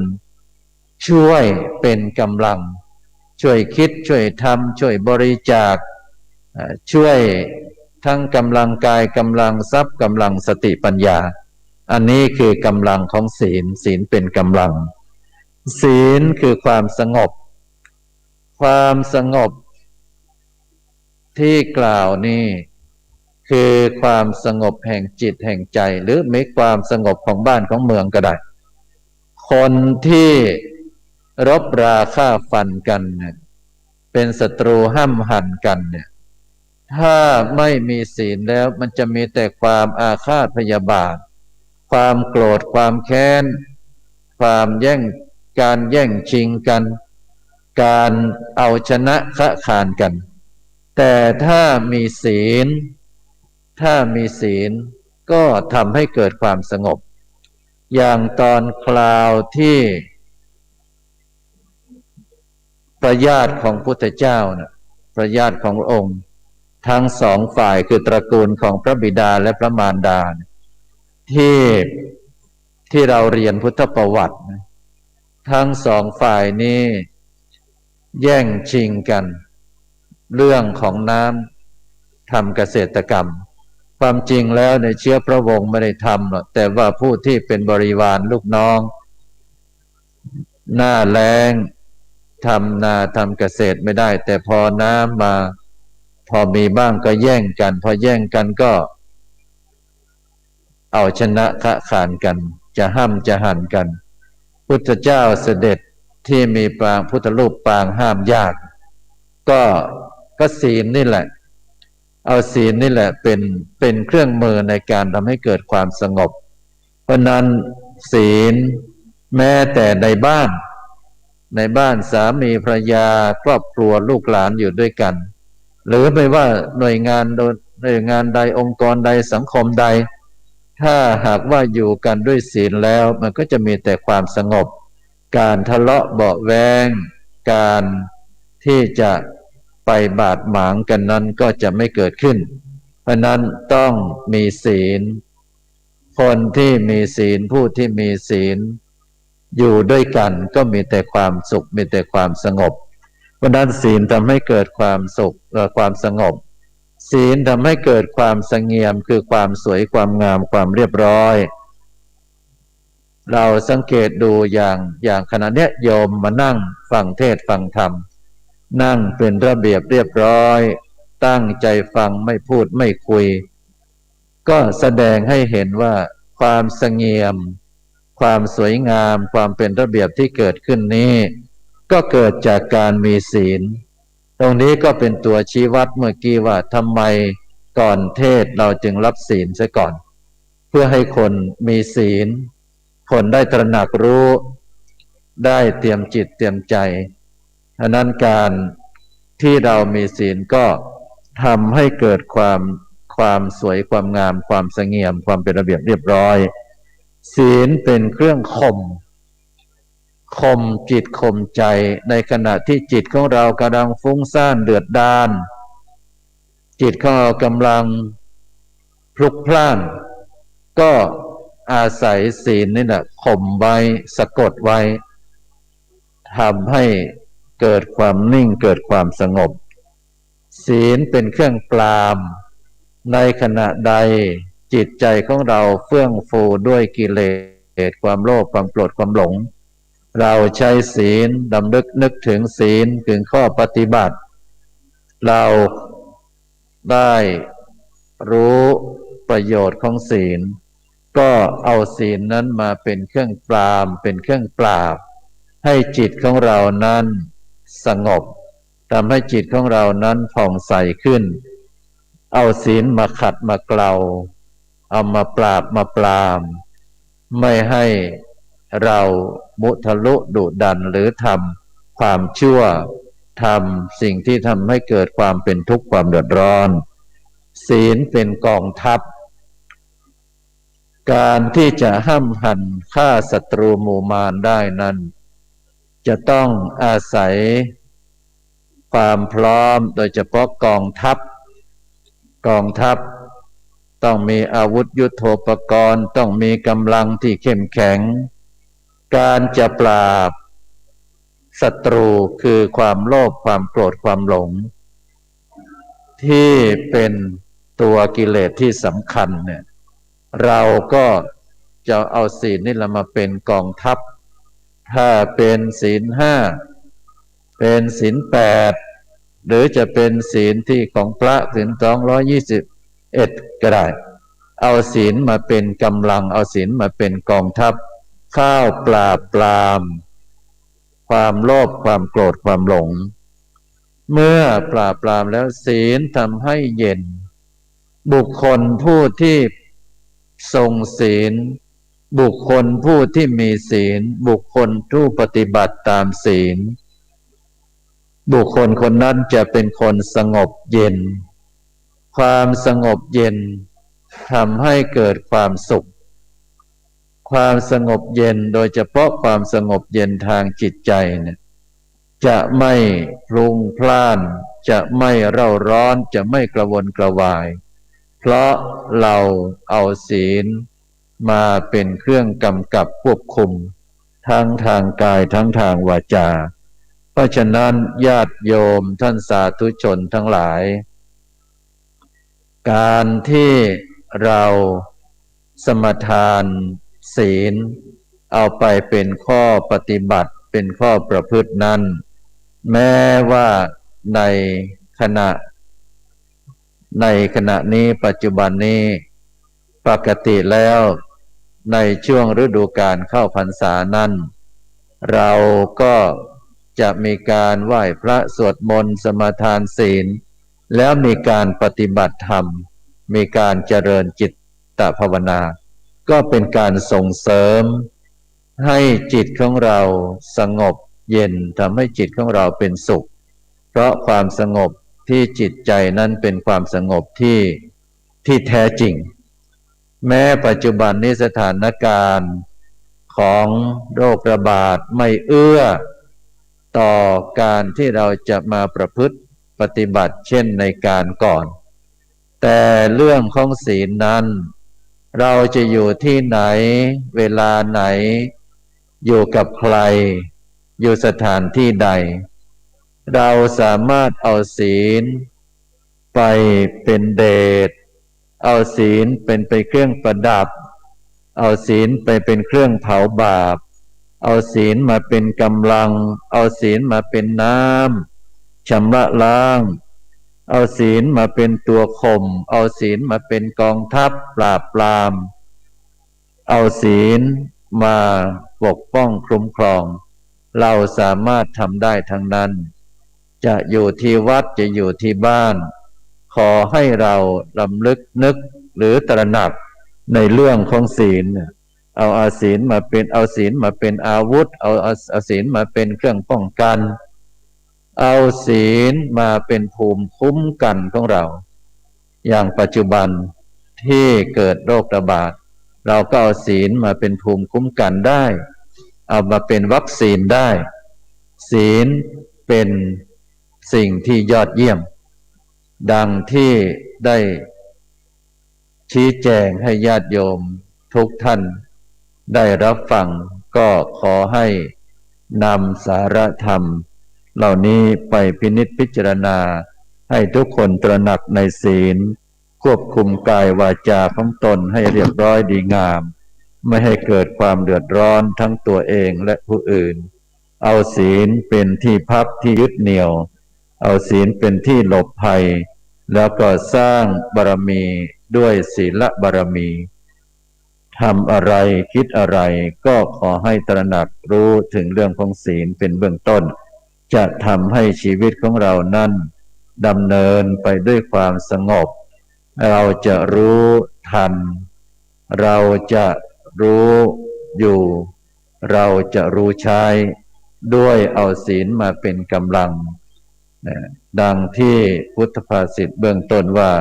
ศีลังโลเกอนุตตรังศีลเป็นเยี่ยมในโลกขอให้ญาติโยมสาธุชนทุกท่านได้นำไปพินิจพิจารณาเทศนาวสาเนในที่สุดแห่งการแสดงพระธรรมเทศนา ขออานิสงส์แห่งบุญอานิสงส์แห่งศีลได้เป็นภูมิคุ้มกันปกป้องคุ้มครองญาติโยมท่านสาธุชนทั้งที่มาสดับพระธรรมเทศนาที่วัดนี้ก็ตามที่บ้านก็ตามให้กำลังแห่งศีลปกป้องคุ้มครองทุกท่านเมื่อนำไปประพฤติปฏิบัติแล้วให้อยู่เย็นเป็นสุขนิราศคลาดแคล้วจากทุกโศกโรคภัยพยันตรายทั้งหลายทั้งปวงเจริญด้วยอายุวันนะสุขภาละปฏิภาณธนสารธรรมสารสมบัติรุ่งเรืองโดยลาภยศสรรเสริญถูกจงทุกประการแสดงพระธรรมเทศนามาพอสมควรแก่เวลาเอวังก็มีด้วยประการฉนี้สาธุสาธุสาธุอะหังพุทธันจะธัมมัญจะสังฆัญจะสรณังคะโตอุปาสกัตตังเทเสสิงภิกขุสังคัสสะสัมมุขาเอตังเมสรณังเขมังเอตังสรณะมุตตมังเอตังสรณะมาคัมมะสัพพะทุกขาปะมุจจเยยะถาภรังจริยาหังสัมมาสัมพุทธัสสาสนังทุกขนิสรณเสวะภาคีอัตสังอนาคเตกาเยนวาจายวเจตสาวาพุทเทกุกัมมังปกตังมะยายังพุทโธปฏิคันหตุอัจจยันตังกาลันตเรสังวริตุงวะพุทเทกาเยนวาจายวเจตสาวาธัมเมกุกัมมังปกตังมะยายังธัมโมปฏิคันหตุอัจจยันตังกาลันตเรสังวริตุงวะธัมเมกาเยนวาจายวเจตสาวาสังเคกุกัมมังปกตังมะยายังสังโฆปฏิคันหตุอัจจยันตังกาลันตเรสังวริตุงวะสังเคศรัทธาสาธุชนทุกท่านได้สดับพระธรรมเทศนาซึ่งโปรดเมตตาแสดงโดยพระเดชพระคุณทัจคุณประเทศสิงหปราจารย์ด็อกเตอร์รองเจ้าคณะจังหวัดเชียงใหม่เจ้าอาวาสวัดพระสิงห์วรมหาวิหารจบลงเป็นที่เรียบร้อยแล้วนะครับลำดับนี้ต่อไปขอเชิญทุกท่าน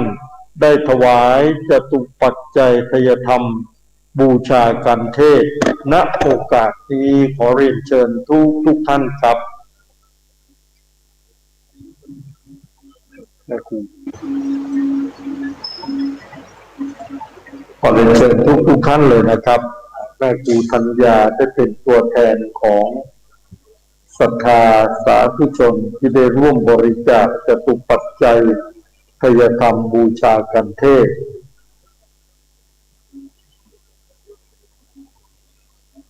ส่วนพี่น้องศรัทธาสาธุชนที่รับฟังรับชมอยู่ทางบ้านตอนนี้ก็ได้โปรดอนุโมทนาบุญด้วยกันนะครับ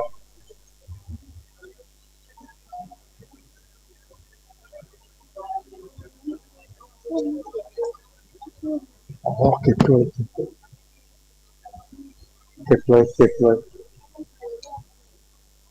เดี๋ยวผมไปเก็บนะครูเดี๋ยวผมเก็บ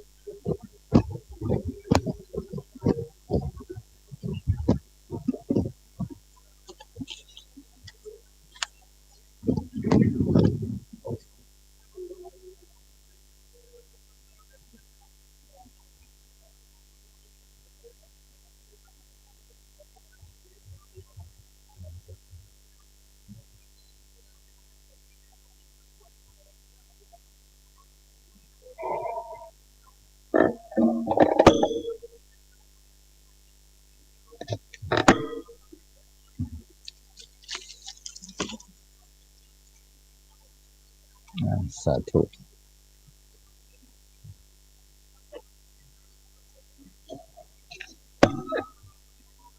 นิมนต์พระสงฆ์และญาติโยมสวดถวายพรพระพร้อมกันแล้วค่อยรับพรนะโมตัสสะภะคะวะโตอะระหะโตสัมมาสัมพุทธัสสะนะโมตัสสะภะคะวะโตอะระหะโตสัมมาสัมพุทธั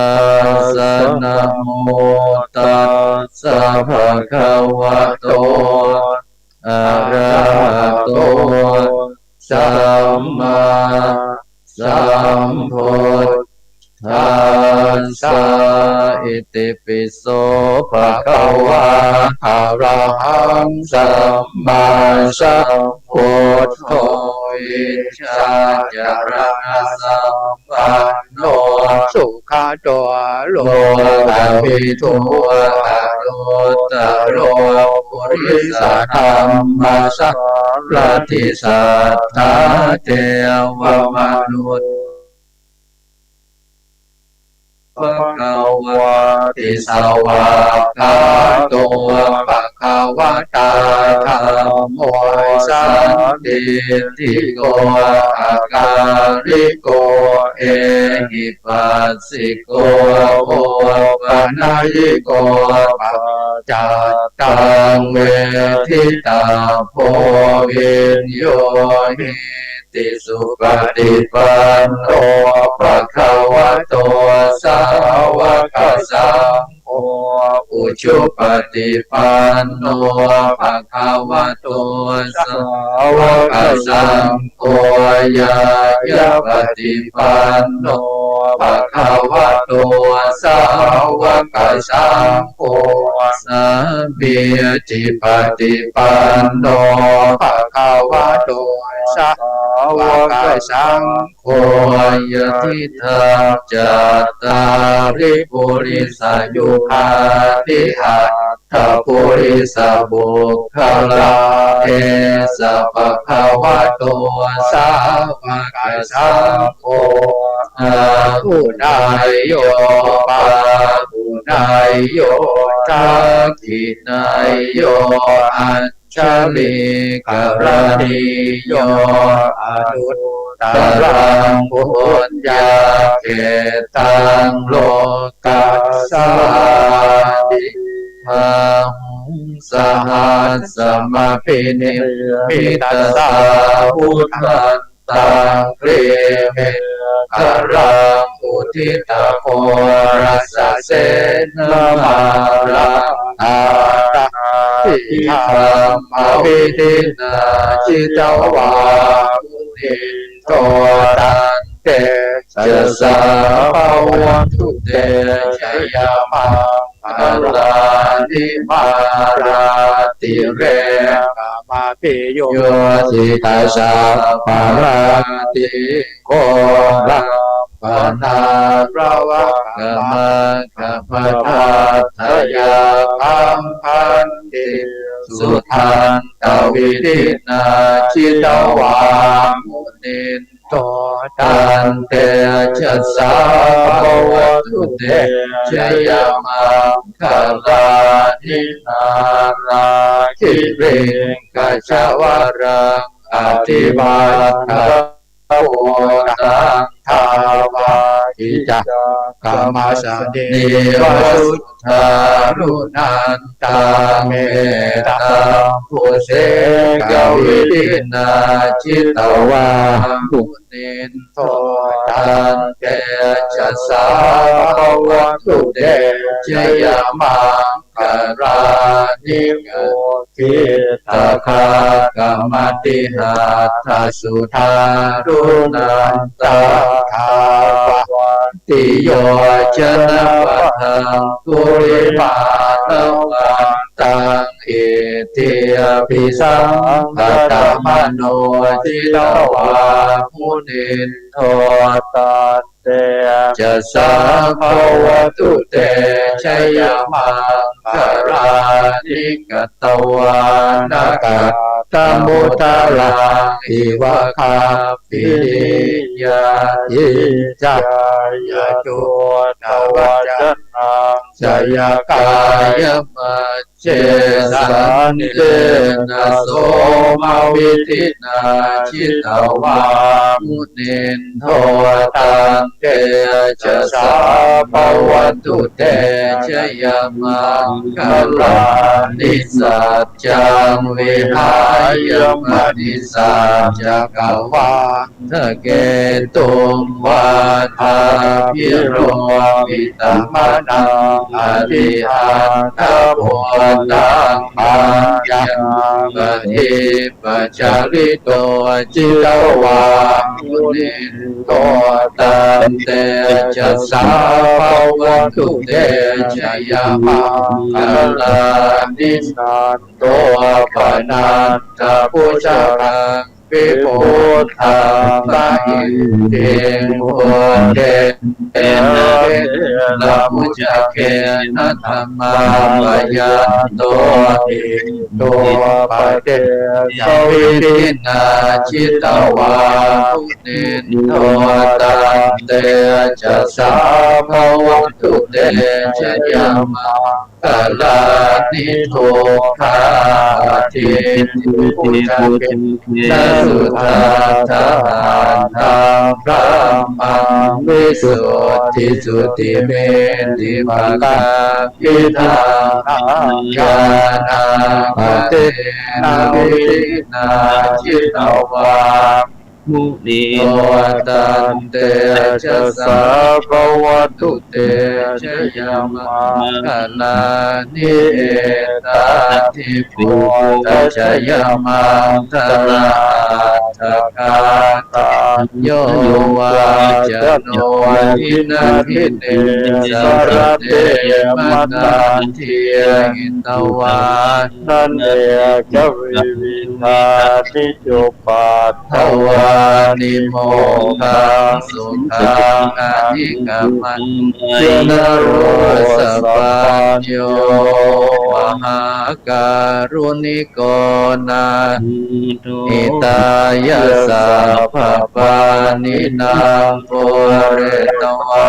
ปารมิสัพพปัตโตสัมโพธิโมตมังเอเตนะสัจจวัจเจนะโหตุเตชยมังคลังชยันโตโพธิยามโมเลสักยานังเอวาทัตโตเอวังตวังวิทโยโหชยาสุชยมังคเลอัปปะชิตาปันลังเกสิเสปะทาวิโภคะเลอภิเศษสัพพะโพธานังอาคาปะโตปะโมทติสุนาคาตังสุมังคลังสุขภาตังสุโหทิตังสุขโนสุโมโหโตจะสุยิตังลัมมจัตเตสุปทาคินังกายกรรมังวาจากรรมังปทาคินังปทาคินังมโนกรรมังปณิทิเตปทาคินังปทาคินานิกตวานะมันตาเอปทาคิเนภวตุสัพพมังคัลลาราคันตุสัพพเทวตาสัพพพุทธานุภาเวนัสสทาโสทิภวันตุเตภวันตุสัพพมังคัลลา คันตุสัพพะเทวตาสัพพะธรรมานุภาเวนัสสทธาโสทิภวันตุเตภวตุสัพพะมังคัลลังราคันตุสัพพะเทวตาสัพพะสังฆานุภาเวนัสสทธาโสทิภวันตุเต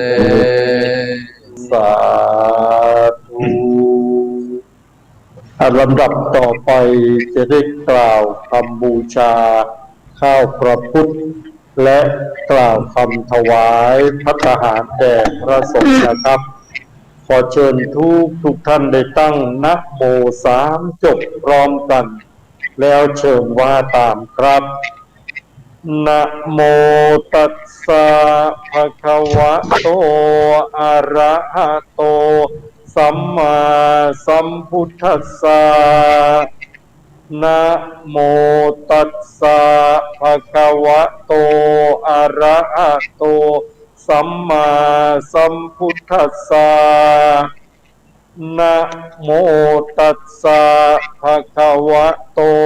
อะระหะโตสัมมาสัมพุทธัสสะ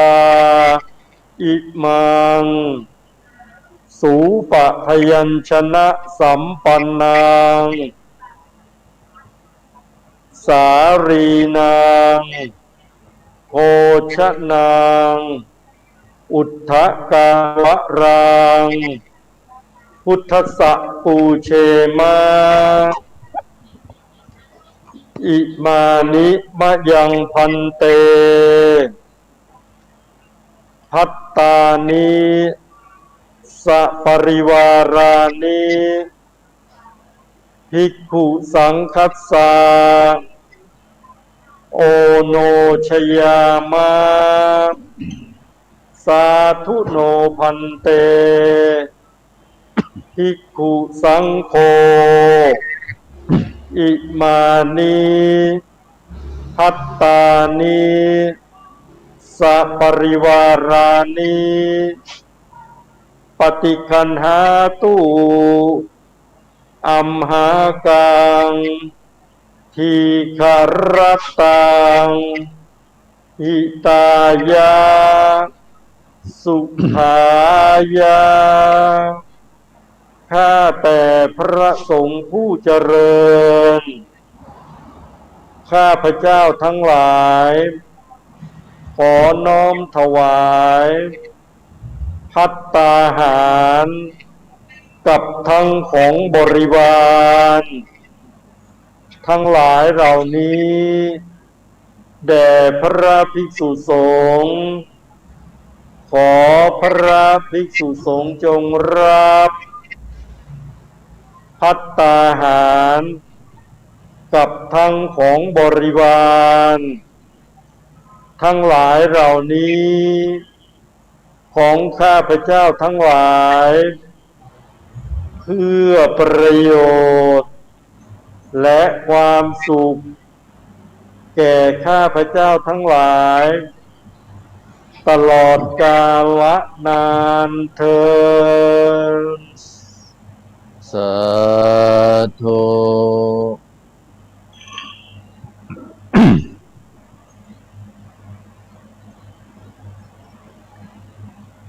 ยะถาวาริวหาปุราปริปุเรนติสาคารัง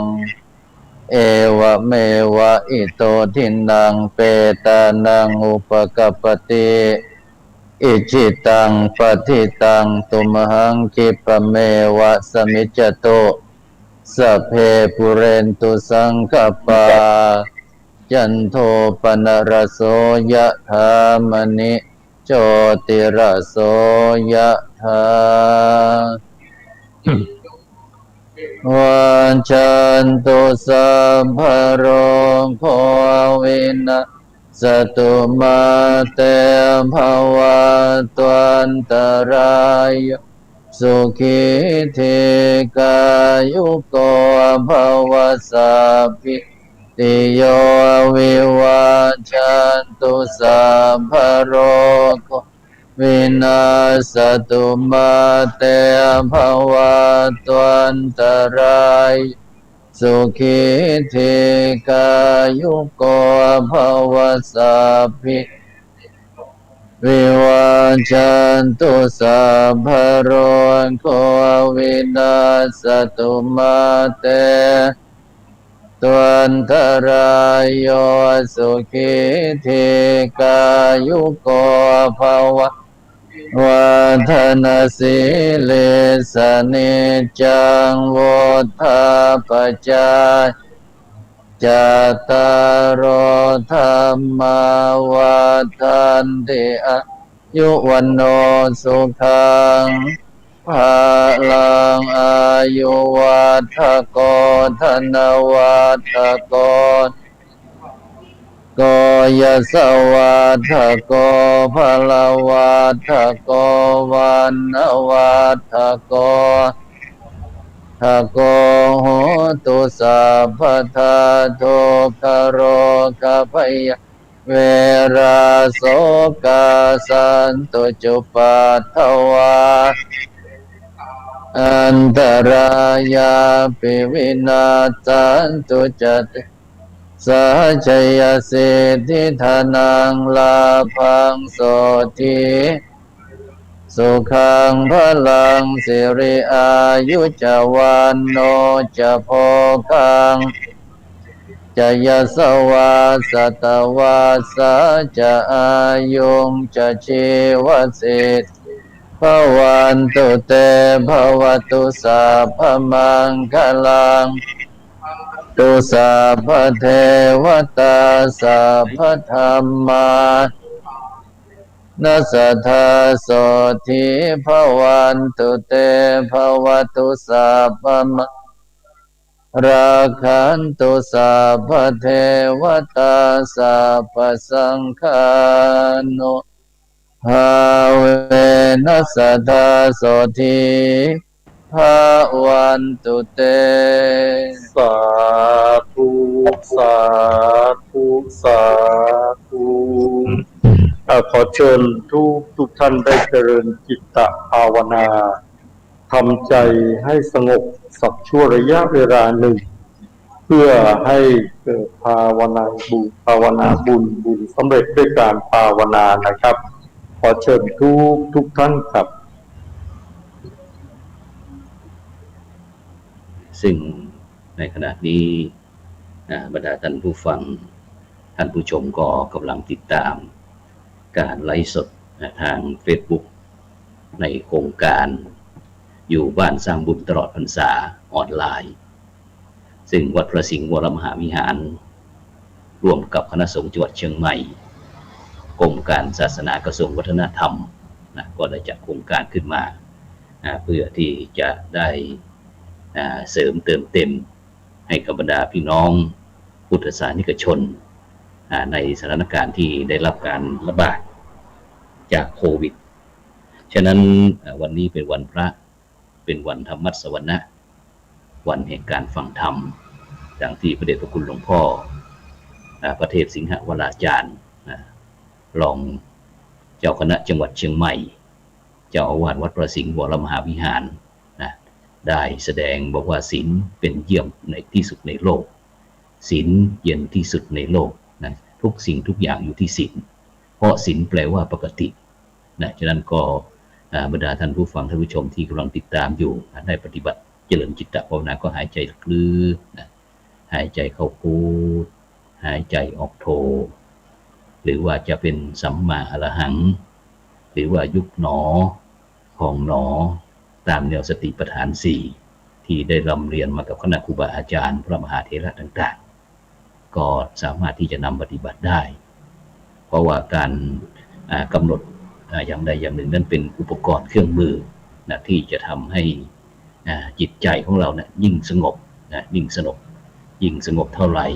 จิตเราก็ยิ่งเป็นสมาธิเท่านั้นจิตตั้งทันตังสุขังสุขาวหังจิตที่ฝึกดีแล้วย่อมนำความสุขมาให้ฉะนั้นใน ช่วงเทศกาลเข้าพรรษาตลอด3เดือนนะบรรดาท่านผู้ฟังท่านผู้ชมก็อย่าลืมนะทุกเช้าวันพระทั้ง15 ค่ำ8 ค่ำ15 ค่ำทั้งขึ้น15 ค่ำขึ้นแรม8 ค่ำขึ้นแรม15 ค่ำนะแล้วก็ขึ้น8 ค่ำนะทุกวันพระเราก็จะพบกันเวลาตั้งแต่9 นาฬิกาเป็นต้นไปนะจนถึงเวลาประมาณ11 นาฬิกาฉะนั้นก็ตอนนี้นิจังยังกินจิกุสังสุมาสิกาตาปังกัมมังสัพเพหิกาเตหิกาตังปุญญังโนอานุโมทสุนันตุพนโตเยเตวะอาสามิงทาเนอาทิคาตาทิกามสัทธาโหนตุสัพพะสัตตานังสุขีอัตตานังประเทศไทยของเราตั้งแต่อารันตุมาตาปิตาสุขีตาโหนตุทุกขาปามนตุสัพเพ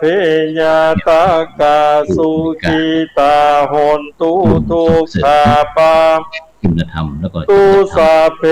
อัญญาตากาสุขีตาโหนตุทุกขาปามตุสัพเพปิสาสัพเพยัคฆาสัพเพเปตาสุขีผลเป็นอย่างไรตุทุกขาปามุนจันตุสัพเพนาคาตาสุขีตุทุกขาปามุนจันตุสัพเพเตวาสุขีตาทุกขาปามุนจันตุสัพเพอาจาริยุปัจจยาโหนตุทุกขาปามุนจันตุสัพพะสัมปตินังสามิชันตุโววันตามิพุทธังสัพพะเมโตสังฆามาธามเตวันตามิธัมมังสัพพะเมโตสังฆามาธามพันเตวันตามิสังฆังสัพพะเมโตสังฆามเมพันเตวันตามิอุปชาจาริเยสัพพะเมกามาธาเมพันเตวันตามิกามาธานังสัพพะเมโตมาตาเมพันเตวันตามิอาราเมปัตตาสีมายังเมโตสังฆามาตาเมพันเตวันตามิเจติยังสัพพังสัพเนสุปฏิทิตาสาริราธาตุมหาโพธิงรูปังสักการังสัทธานาคาโรเกเตวาโรเกปัมมาโลปุถิเปรังกาทิเปสาริราธาตุโยเกสาโยอาราหันตาธาตุโยเจติยังกันตาจตุราสีติสาเสธรรมคันเตสัพเพสังเจติยังหังวันตามิสัพพะโสวันตามิพันเตสัพพังอาปาราคังกามาธาพันเตมยากาตังปุญญังสามินาอนุโมททาปังสามินากาตังปุญญังไมทาตาปังสาธุสาธุอนุโมทามิเจ ยัตตาโรธรรมาวัฏันติอายุวันโนสุขังภะลัง สาธุครับและสุดท้ายนี้ขอเชิญทุกท่านได้กล่าวคำอำลาพระสงฆ์นะครับ หันทธานิมายังพันเต อาปุชฌามาพระหุกิจจามะยังพระหุกรณียา ยัสสทานิตุมเหกลังมัญญาธา สาธุพันเตสาธุพันเตสาธุพันเต ไหว้พระพร้อมกันอะระหังสัมมาสัมพุทโธภะคะวาพุทธังภะคะวันตังอะภิวาเทมิพุทโธเมนะ เต โธ นาโถ สวากขาโตภะคะวะตาธัมโมธัมมังนามัสสามิธัมโมเมนะโธสุปฏิปันโนภะคะวะโตสาวกสังโฆสังฆังนามาสังโฆเมนะโธขออนุโมทนากับคุณสุเมธสิงห์ฟ้าและนายพัฒนัทสิงห์ฟ้าที่ได้บริจาคปัจจัยสมทบเป็นค่าภัตตาหารก็ขออนุโมทนาบุญปกป้องคุ้มครองให้อยู่เย็นเป็นสุขนิราชแก้วจากทุกโศกโรคภัยพยันตรายเจริญด้วยอายุวันนะสุขภละปฏิภาณธนสารทัศนสมบัติจึงทุกประการเทิน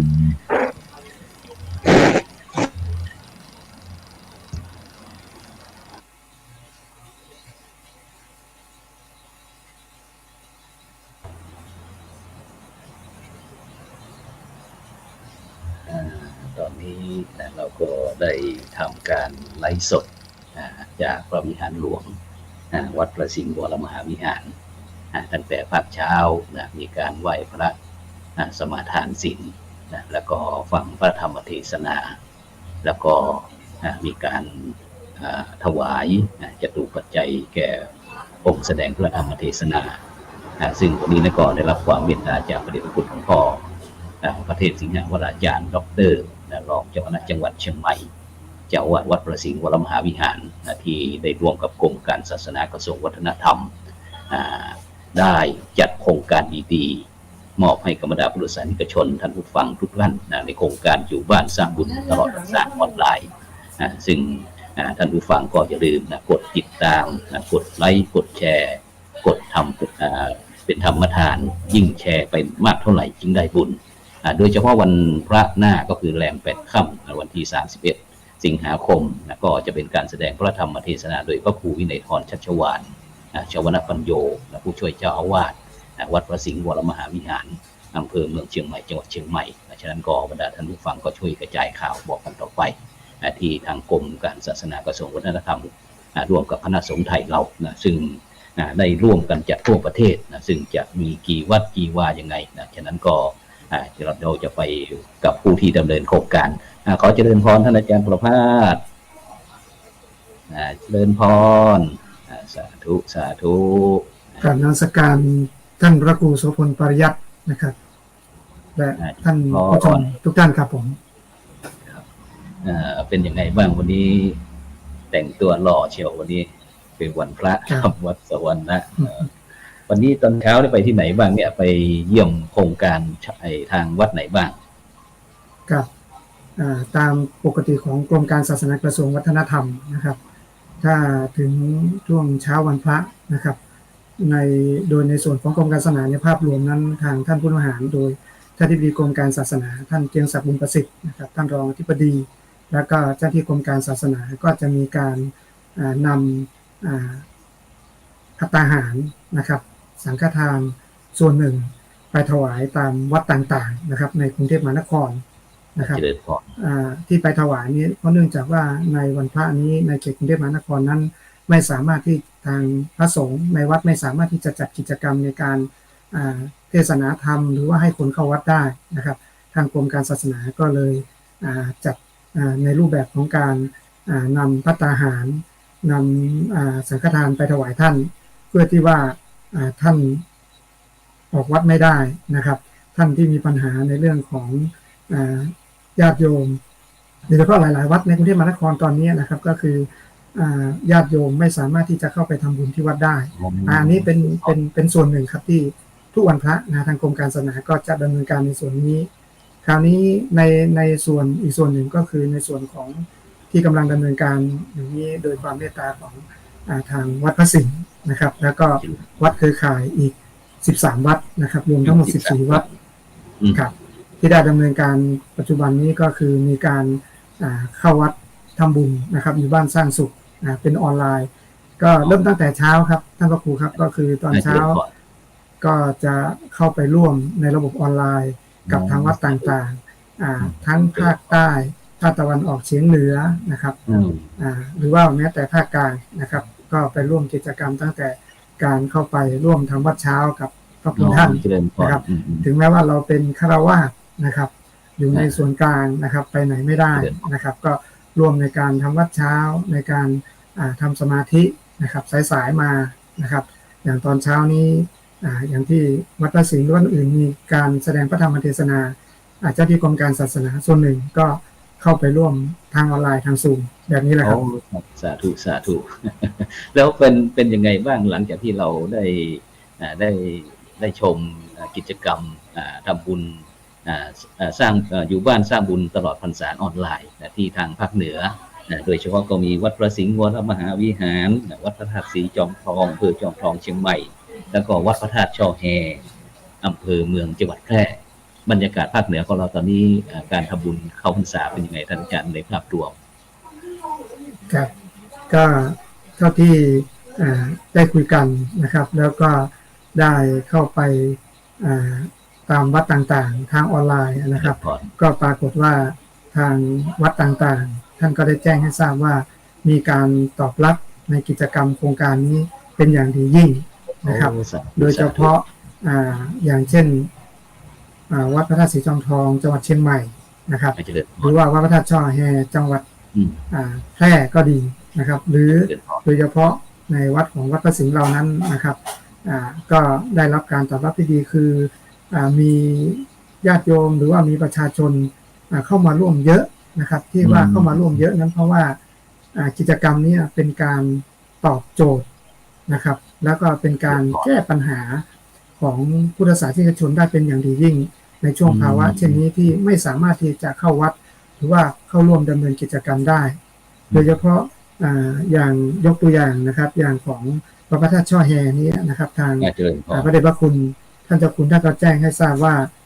มีคนสนใจเข้าร่วมกิจกรรมมากนะครับเพราะว่าการออนไลน์ของทางวัดต่างๆนั้นนะครับไม่ว่าจะเป็นวัดพระสิงห์เรานะครับวัดพระธาตุช่อแฮหรือวัดพระธาตุศรีจอมทองนั้นไม่ใช่ในระบบเดียวนะครับมีทั้งระบบFacebook หรือว่าอย่างอื่นด้วยระบบซูมก็มีวิทยุด้วยหลายระบบใช่ครับ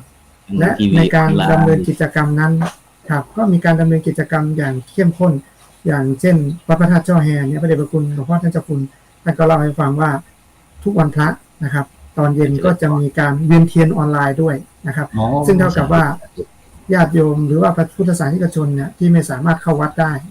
ทุกวันพระนะครับตอนเย็นๆก็มีการนำเวียนเทียนนะครับรอบพระธาตุซึ่งถือว่าเป็นกิจกรรมที่ดีเป็นกิจกรรมที่เหมือนกับว่าพุทธศาสนิกชนไม่สามารถเข้าวัดได้แต่ก็เหมือนหนึ่งได้เข้าไปร่วมกิจกรรมด้วยตรงนี้ครับเป็นกิจกรรมที่กำลังได้รับการตอบรับและการสนใจอย่างมากครับท่านผู้การเจริญพรนี่ก็ถือว่าทำให้คนไทยเราเนี่ยมีทางเลือกมากขึ้นทีนี้เกิดที่ตรงที่อาจารย์ประภาสแก้วสวรรค์ก็คืออดีตนักบินหรือว่าปรริญญาธรรม9ประโยคที่ว่าถือว่าจบการศึกษาสูงสุดในทางพระพุทธศาสนาของเราก็เปรียบคล้ายๆกับเป็นด็อกเตอร์ด้านบาลีซึ่งอาจารย์ก็ได้คุยให้ฟังในฐานะที่เป็นผู้อำนวยการส่งเสริมกลุ่มคุณธรรมจริยธรรมส่วนภูมิภาคและก็ท้องถิ่น มื่อกี้อาจารย์ได้สะท้อนภาพให้เห็นว่าภาคเหนือภาคเหนือของเราเป็นยังไงทีนี้อยากจะให้อาจารย์ได้คุยบรรยากาศไปที่ภาคอีสานท่านอาจารย์ไปภาคอีสานเป็นไงบ้างภาคอีสานครับของทางภาคอีสานนี้ทางวัดที่เป็นเครือข่ายนะครับโดยเฉพาะพระอาจารย์นะครับแล้วก็ทางพระธรรมิกรของเราที่ดำเนินกิจกรรมนี้นะครับท่านก็เท่าที่ลงกิจกรรมท่านก็แจ้งให้เราทราบนะครับว่าทางภาคตะวันออกเฉียงเหนือและภาคอีสานนั้นถึงแม้จะมีปัญหานะครับในเรื่องของการที่ประชาชนไม่สามารถเข้าวัดได้นะครับแต่ว่าทางวัดท่านพอเริ่มดำเนินกิจกรรมแล้วก็ได้รับการตอบรับอย่างดีโดยเฉพาะการถ่ายทอดออนไลน์ทาง Facebook นะครับทาง Facebook เนี่ยทางอาจารย์ท่านได้แจ้งให้ทราบว่าตรงนี้สามารถไปไกลถึงต่างประเทศโดยเฉพาะมีพุทธศาสนิกชนที่เป็นคนทางภาคอีสานนะครับที่ไปทำงานถึงประเทศต่างๆโดยเฉพาะอย่างประเทศสิงคโปร์อย่างเงี้ยเขาคิดถึงบ้านฮะพระครูท่านพระครูครับท่านคิดถึงเขาเหล่านั้นคิดถึงบ้านนะไม่ได้กลับบ้านไม่เป็นไรเขาบอกว่าแต่อย่างน้อยอยากทราบข่าวทางบ้านว่าเป็นอย่างไรบ้างนะครับเป็นห่วงคนทางประเทศไทยแต่พอได้มีกิจกรรมทางพระอาจารย์ท่านได้ถ่ายทอดสดทาง Facebook ในเรื่องกิจกรรมการเข้าวัดเนี่ยก็ได้มีโอกาสสอบถามว่าทางวัดเป็นอย่างไรอะไรเป็นยังไงถือว่าเป็นการสื่อสารอีกรูปแบบหนึ่งที่ทางคนไทยนะครับที่ไปอยู่ต่างประเทศโดยเฉพาะทางภาคอีสานเขามีความดีใจแล้วก็ชอบแล้วก็มีความสุขใจนะที่ได้ร่วมกิจกรรมนี้ครับเจริญพรซึ่งทางภาคอีสานของเราบรรดาท่านผู้ฟังนะก็เป็นที่วัดหนองไม้ไผ่อำเภอหนองบุญมากจังหวัดนครราชสีมาแล้วก็วัดอัมพวันสุทธาวาสอำเภอเมืองจังหวัดสกลนครวัดป่า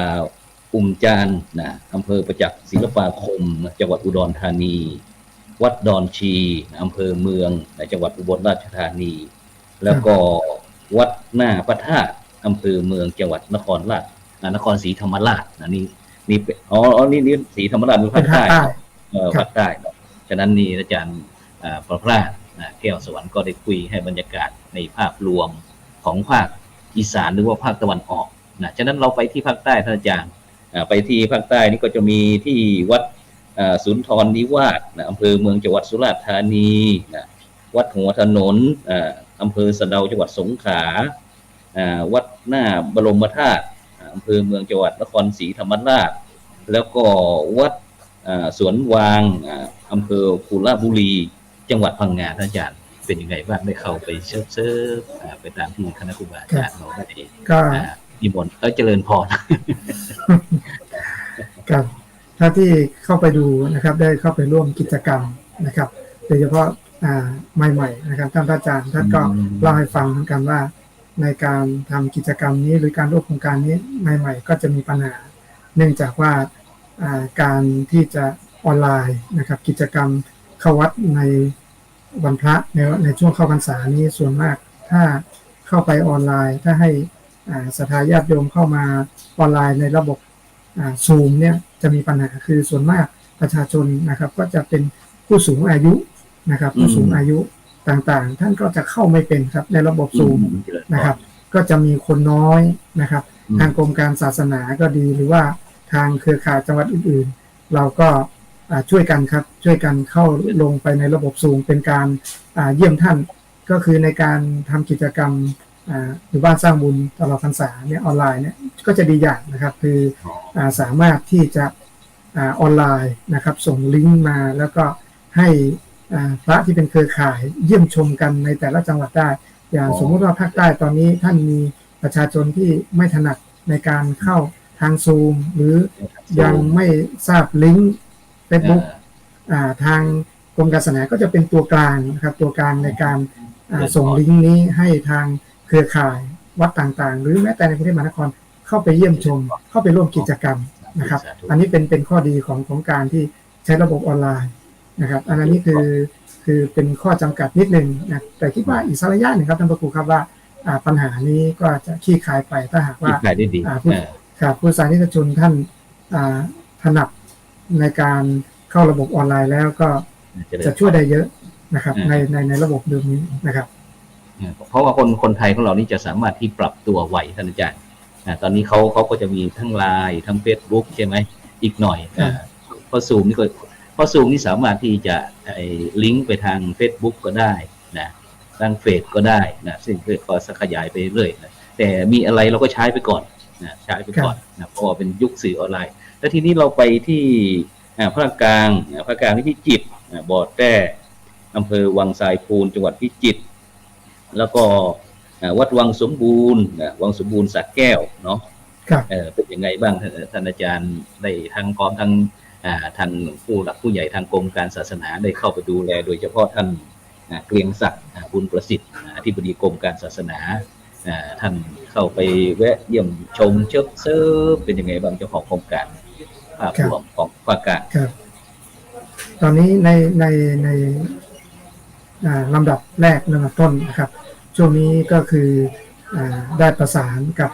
ทางวัดต่างๆนะครับว่าเนื่องจากว่าโครงการกิจกรรมของเรานี้จะมีตลอดพรรษาตอนนี้ก็จะวันพระต่างๆในเดือนสิงหาคมก็จะเสร็จสิ้นจะผ่านไปแล้วแต่ก็ยังจะเหลือในวันพระที่เราจะร่วมกิจกรรมได้เดือนกันยาแล้วก็ตุลานะครับตอนนี้ก็ได้ประสานนะครับกับทางวัดต่างๆแล้วก็ได้เรียนเชิญท่านผู้บริหารนะครับของกรมการศาสนาแต่ละท่านได้เรียนเชิญไปการล่วงหน้าแล้วครับท่านบอกว่าจะขอเรียนเชิญให้ท่านผู้บริหารท่านได้เข้าไปเยี่ยมชมได้เข้าไปออกรายการสดแบบนี้นะครับได้เข้าไปร่วมในการให้ข้อมูลหรือว่าอย่างน้อยก็ไป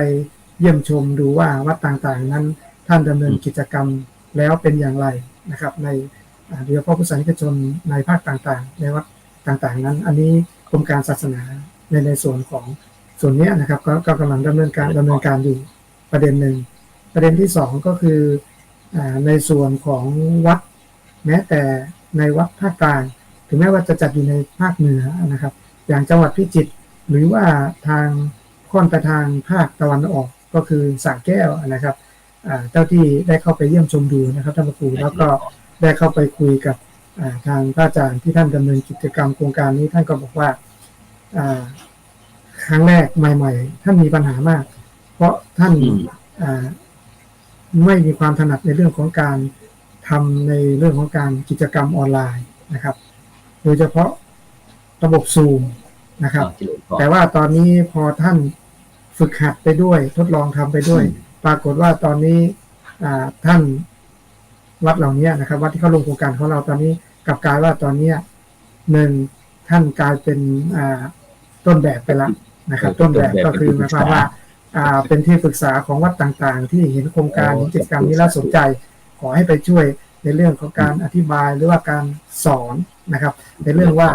ทำกิจกรรมแบบนี้ถ่ายทอดยังไงทำอย่างไรนะครับจากที่ไม่เป็นเลยนะครับอาจารย์ท่านก็ตอนนี้ก็ได้ไปสอนหลายๆวัดนะครับท่านครูครับเป็นวิทยากรด้วยใช่ครับและที่สำคัญก็คือบางจังหวัดนะครับอย่างจังหวัดพิจิตรนะครับท่านครูก็ปรากฏว่าโครงการนี้ได้ถูกยกให้เป็นตอนนี้กำลังเป็นโครงการตัวอย่างที่ทางจังหวัดพิจิตรครับของจังหวัดกำลังสนใจกันว่าวัดของท่านนี่วัดอยู่นอกชนบทแต่ทำไม ถึงทำกิจกรรมอันนี้ได้นะครับกิจกรรมออนไลน์ได้ก็มีหลายวัดตอนนี้กำลังเข้าไปศึกษานะครับเป็นรู้สึกว่าเป็นปรากฏการณ์อย่างหนึ่งซึ่งจังหวัดพิจิตรเนี่ยท่านอาจารย์